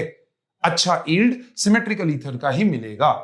बट अगर मुझे अनसिमेट्रिकल बनाना है तो क्या करूं, तो मैं सेकेंड मेथड यूज करूंगा। इस मेथड का नाम नोट डाउन करिए, ये थे हमारे साइंटिस्ट जिनका नाम था विलियमसन, तो यहां से नाम आ जाता है Williamson ether synthesis. Is that okay? अब ध्यान से समझना इस चीज को, बहुत सिंपल है। यहां पर लिया मैंने RONA, इसको हम लोग क्या बोले थे, सोडियम अल्कोक्साइड, राइट, प्लस इसका रिएक्शन किसके साथ करेंगे, हम लोग करेंगे एल्काइल हैलाइड के साथ। अब यहां पर होता क्या है, न्यूक्लियोफिलिक सब्स्टिट्यूशन रिएक्शन, ये ऑक्सीजन इस R पे अटैक करेगा, उस वक्त ये आपका जो X है यहां से निकलेगा। कौन सा मैकेनिज्म फॉलो हो रहा है, सब्स्टिट्यूशन है भैया, SN2 मैकेनिज्म फॉलो होगा, सिंगल स्टेप रिएक्शन है, ये गया इधर, ये निकला यहां से, ये Na और X निकल के बाहर, नाम आ गया ROR, ध्यान से देखो ROR, यहां पर डैश हो सकता है, कोई प्रॉब्लम नहीं है, अनसिमेट्रिकल है, और साथ में निकलेगा NaX। सिस्टम को क्या रखना है, ड्राई रखना है, और हल्का सा ईथर आपको यूज कर लेना है। देखो ईथर बनाने के लिए हम ईथर का यूज करते हैं, व्हाई, बिकॉज हमें नॉन पोलर सॉल्वेंट की जरूरत है, और यहां पर पोलर सॉल्वेंट की जरूरत है लेकिन नॉन प्रोटिक सॉल्वेंट की जरूरत है, और यहां पर ड्राई क्यों रखना है, बिकॉज ये जो NaX है इसको हमें प्रेसिपिटेट करना है, we have to get this out of the system, नहीं तो ये वापस इसके ऊपर अटैक करके रिएक्शन को रिवर्स ले जाएगा ना। छोटे छोटे पॉइंट्स कैच पकड़िएगा, कैच ये है कि आपका SN2 जो है ना वो मैकेनिज्म पहले तो फॉलो होता है। दूसरा, आपका जो सोडियम अल्कोक्साइड है ना, that could be any alkyl chain, ये प्राइमरी भी हो सकती है, टर्शरी भी हो सकती है, सेकेंडरी भी हो सकती है, लेकिन आपका जो RX है, R-X जो यहां पर लिखा है, should be compulsory, should be 1 degree, primary ही होना चाहिए। क्यों? SN2 मैकेनिज्म है भैया, अगर आपने यहां टर्शरी रख दिया तो यही रिएजेंट वो टर्शरी वाले में क्या फॉलो कर देगा, एलिमिनेशन फॉलो करवा देगा और वहां पर एल्कीन बनना शुरू हो जाएगा as a major product instead of ether. हमें यहां पर सब्स्टिट्यूशन चाहिए, तो आपका एल्काइल हैलाइड प्राइमरी ही होना चाहिए और आपका अल्कोक्साइड जो है वो कोई भी चेन हो सकती है। अब बच्चा बोलता है सर इतना तो क्या इंपॉर्टेंट पॉइंट करके लिखवा रहे हो, ऐसा तो क्या है इसके अंदर। अबे बताते हैं आपको बबुआ, यहां से सुनिएगा, आपको क्वेश्चन कैसा आएगा, आपको बोलेगा कि भैया बताओ अगर आपको टर्ट ब्यूटाइल इथाइल ईथर बनाना है, want to make this compound, then what are the suitable क्या रिएजेंट्स, या सुटेबल रिएक्टेंट्स या सुटेबल सबस्ट्रेट्स, ऐसा पूछ लेगा। तो अब क्या करे ओए काके, अब क्या करे, तो पहले तो टर्ट ब्यूटाइल इथाइल का क्या बना दो, स्ट्रक्चर बना दो। अब सुनो ये पहले डिसाइड करो क्या है, इज इट सिमेट्रिकल ईथर और unsymmetrical ether. Obviously sir unsymmetrical ether. तो क्वेश्चन ये है कि मैं विलियमसन ईथर सिंथेसिस रूट से ही जाऊंगा। अब जब वो रूट से जाऊंगा तो क्वेश्चन क्या है कि कौन प्राइमरी होना चाहिए और कौन कुछ भी हो सकता है। तो भैया आप देखो, आपको यहां से ये बॉन्ड तोड़ना है, इसके साथ लगा देना है एक हैलोजन दैट इज Cl या I, कुछ भी लगा सकते हो, और इसके साथ यहां पर लगा दोगे Na। तो NaX का रिएक्शन करना है on the either of the bonds, ठीक है। अब अगर दोनों साइड सेम होता कोई दिक्कत नहीं था, बट क्योंकि यहां पर N ये आपका अनसिमेट्रिकल है, तो टर्शरी वाले के साथ Na लगेगा और प्राइमरी वाले के साथ X लगेगा। बिकॉज विलियमसन ईथर सिंथेसिस का क्या है, सवाल है कि आपका SN2 मैकेनिज्म फॉलो होता है और आपका एल्काइल हैलाइड प्राइमरी होना चाहिए। बस ये चीज अच्छे से नोट डाउन कर ली। मैं आपको बोल रहा हूं you are winning on at least 1 mark in your final exam. भाई बूंद बूंद से सागर बनता है और पाजी आपके लिए धीरे धीरे वो इंपॉर्टेंट टॉपिक्स मार्क करवाते जा रहा है कि किस तरीके के क्वेश्चंस आ सकते हैं, राइट। सो विलियमसन ईथर सिंथेसिस बहुत इंपॉर्टेंट है, ये यहां पर आपको ध्यान रखना है। ये टेम्परेचर इतना इंपॉर्टेंट नहीं है, याद रहे बहुत अच्छा, नहीं रहे कोई दिक्कत नहीं है, बस इतना ध्यान देना कि टेम्परेचर ड्राई। देखो हम लोग ऊपर चले गए हैं बॉइलिंग पॉइंट से, ये आपको ध्यान देना, ड्राई रखना है और सिस्टम के साथ ईथर के साथ होना चाहिए, बस इतना सा चीज आपको ध्यान रखना है। चल रिएक्शंस की बात करते हैं। रिएक्शन में क्या है भैया, हमारे पास ईथर है, तो ईथर के अंदर मैं ऐसे ले लेता हूं सबसे पहले CH3OCH3, ठीक है। सबसे इंपॉर्टेंट रिएक्शन क्या कि भैया इसका रिएक्शन मैंने किसके साथ करवा दिया, HI के साथ। HI HX, यहां पर जैसे HX लिया है वो कुछ भी हो सकता है, HF HCl HBr HI, but सबसे अच्छा एसिड कौन है, HI। तो ज्यादातर बोर्ड एग्जामिनेशंस के अंदर, किसी भी बोर्ड के एग्जामिनेशन के अंदर आपका HI के साथ रिएक्शन होता है। अब होता क्या है, ये जो HI है ना, ये H+I- रिलीज करता है, तो यहां सर एक के साथ H+, दूसरे के साथ I-, सर कहीं से भी तोड़ दो, सिमेट्रिकली है, प्रोडक्ट सेम बनेगा, दैट इज CH3, और यहां पर लग गया H, दैट इज CH4 हो गया, ये बन जाएगा CH4 और सर साथ में निकल जाएगा CH3OI।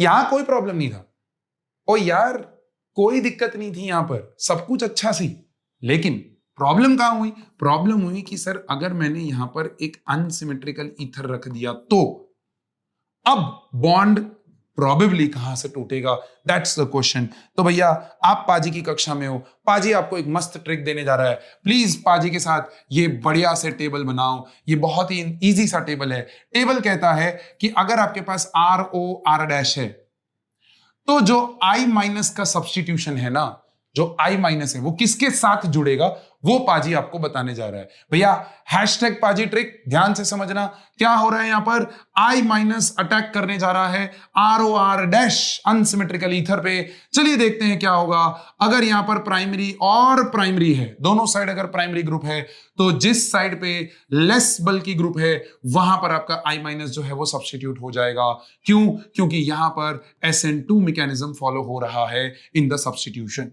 यही चीज अगर प्राइमरी सेकेंडरी है तो ध्यान देना आपका अगेन SN2 मैकेनिज्म फॉलो होगा और प्राइमरी वाले पे आपका I- सब्स्टिट्यूट करेगा। क्लियर है? अगर आपका प्राइमरी टर्शरी है, ओए होए, तो यहां पंगा हो जाएगा, SN1 फॉलो होगा। एंड मेरे प्यारे दोस्तों, ये SN1 क्या करेगा? ये SN1 tertiary, tertiary carbocation stable ज्यादा होता है, इसीलिए वो बनेगा और आपका I- टर्शरी के साथ जाके जुड़ेगा। सपोज करो मैंने यहां पर बोला कि टर्ट ब्यूटाइल इथाइल ईथर को मैंने HI के साथ रिएक्ट करवाया, ऐसा, राइट? अब वो बोल रहा है कि भाई बताओ what are the major products, तो भैया बॉन्ड यहां से टूटेगा, ये I यहां पर जुड़ जाएगा और ये H यहां पर जुड़ जाएगा, तो एक अल्कोहल और क्या मिलता है आपको? आयोडो एल्केन मिलता है। परफेक्ट है। लेकिन यही चीज मैंने बोला, सेक ब्यूटाइल इथाइल ईथर और उसका रिएक्शन HI के साथ, तो अब मैकेनिज्म क्या हो जाएगा? SN2। इस केस में बॉन्ड यहां से नहीं टूटेगा, यहां से नहीं टूटेगा, बॉन्ड कहां से टूटेगा? यहां से टूटेगा। ये देखो लिखने का तरीका देखो, यहां से नहीं टूटेगा। क्यों? क्योंकि आपका जो I है वो किसके साथ जुड़ने वाला है भैया? प्राइमरी वाले के साथ जुड़ने वाला है, तो यहां पर आपका I इधर जुड़ जाएगा और आपका H इधर, तो आपको सेक ब्यूटाइल अल्कोहल और साथ में आयोडो इथेन मिल जाएगा। तो ये टेबल बहुत इंपॉर्टेंट है।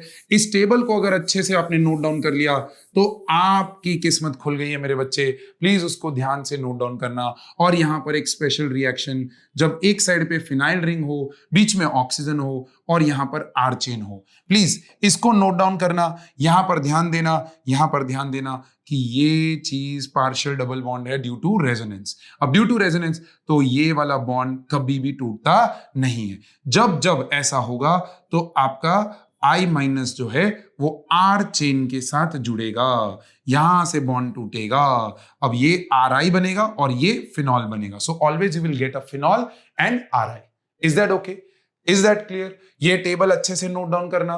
ट्रिक, #पाजी ट्रिक, क्या कि भैया अनसिमेट्रिकल ईथर पे I- का सब्स्टिट्यूशन करना है। प्राइमरी में लेस बल्की ग्रुप है, प्राइमरी सेकेंडरी पे प्राइमरी ग्रुप है, प्राइमरी टर्शरी पे टर्शरी है बिकॉज SN1 कार्बोकेटाइन स्टेबिलिटी, और फिनाइल और R चेन है तो भैया R चेन पे आपका I सब्स्टिट्यूशन होगा। प्लीज इसको नोट डाउन कर लेना, बहुत इंपॉर्टेंट है ये चीज। अब इसी रिएक्शन के अंदर मेरे बच्चे, इसी रिएक्शन के अंदर जब मैंने HI को क्या कर दिया? एक्सेस कर दिया, तो भैया देखो यहां पर पहले ROH प्लस R' बनेगा। According to the table substitution कर लीजिएंगे, कोई दिक्कत नहीं है। लेकिन क्योंकि एक्सेस HI है तो ये तो पूरा कंज्यूम हो चुका है, ये कंज्यूम हो गया, अभी भी HI बाकी है। तो HI बोलता है मैं अल्कोहल को भी नहीं छोड़ेगा, मैं उसको भी खा जाएगा। मैं यहां से पानी बना के बाहर निकलेगा, सो यहां से H2O बना के बाहर निकला और एक और मॉलिक्यूल ऑफ RI मिल जाएगा। तो आपको 2 मोल्स ऑफ क्या मिल जाएगा? आयोडो एल्केन्स मिल जाएंगे। अब अगर वो दो डिफरेंट R चेन्स है तो आपको 2 डिफरेंट आयोडो एल्केन्स मिलेंगे, और अगर वो 2 सिमेट्रिकल हैं तो आपको 2 सेम आयोडो एल्केन मिलेंगे। इज दैट क्लियर बच्चा? बहुत ही आसान, बहुत ही मजेदार, और ये पूरी की पूरी चीज यहां पर नोट डाउन करके रखी हुई है। आप ही के लिए पाजी माइंड मैप लेके आया था, आप ही के लिए पाजी अल्कोहल, फिनॉल्स और ईथर्स इजी करने आया था, और आप ही के लिए पाजी ने पाजी की कक्षा खोली है जिससे आपके इन चैप्टर्स को मैं आसान कर सकूं, एक बढ़िया फ्लो चार्ट दे सकूं। जो कभी ना देखे हैं ना कभी ना सुने हैं, आप नोट डाउन कर लीजिए। यूट्यूब पे कोई भी बंदा आपको ऐसा बिल्कुल भी माइंड मैप नहीं दे पाएगा। सो बस इसी गुड नोट के साथ पाजी आपको आज अलविदा कहता है। पाजी आपको मिलेगा नेक्स्ट चैप्टर के अंदर with that good note. Please take care of yourself and share this video with someone who really needs it, और जिसको ये चैप्टर में डिफिकल्टी है उसके साथ ये शेयर करिए और एक अच्छे दोस्त का दोस्ती निभाइए। मिलते हैं अगली क्लास में। Bye bye, take care.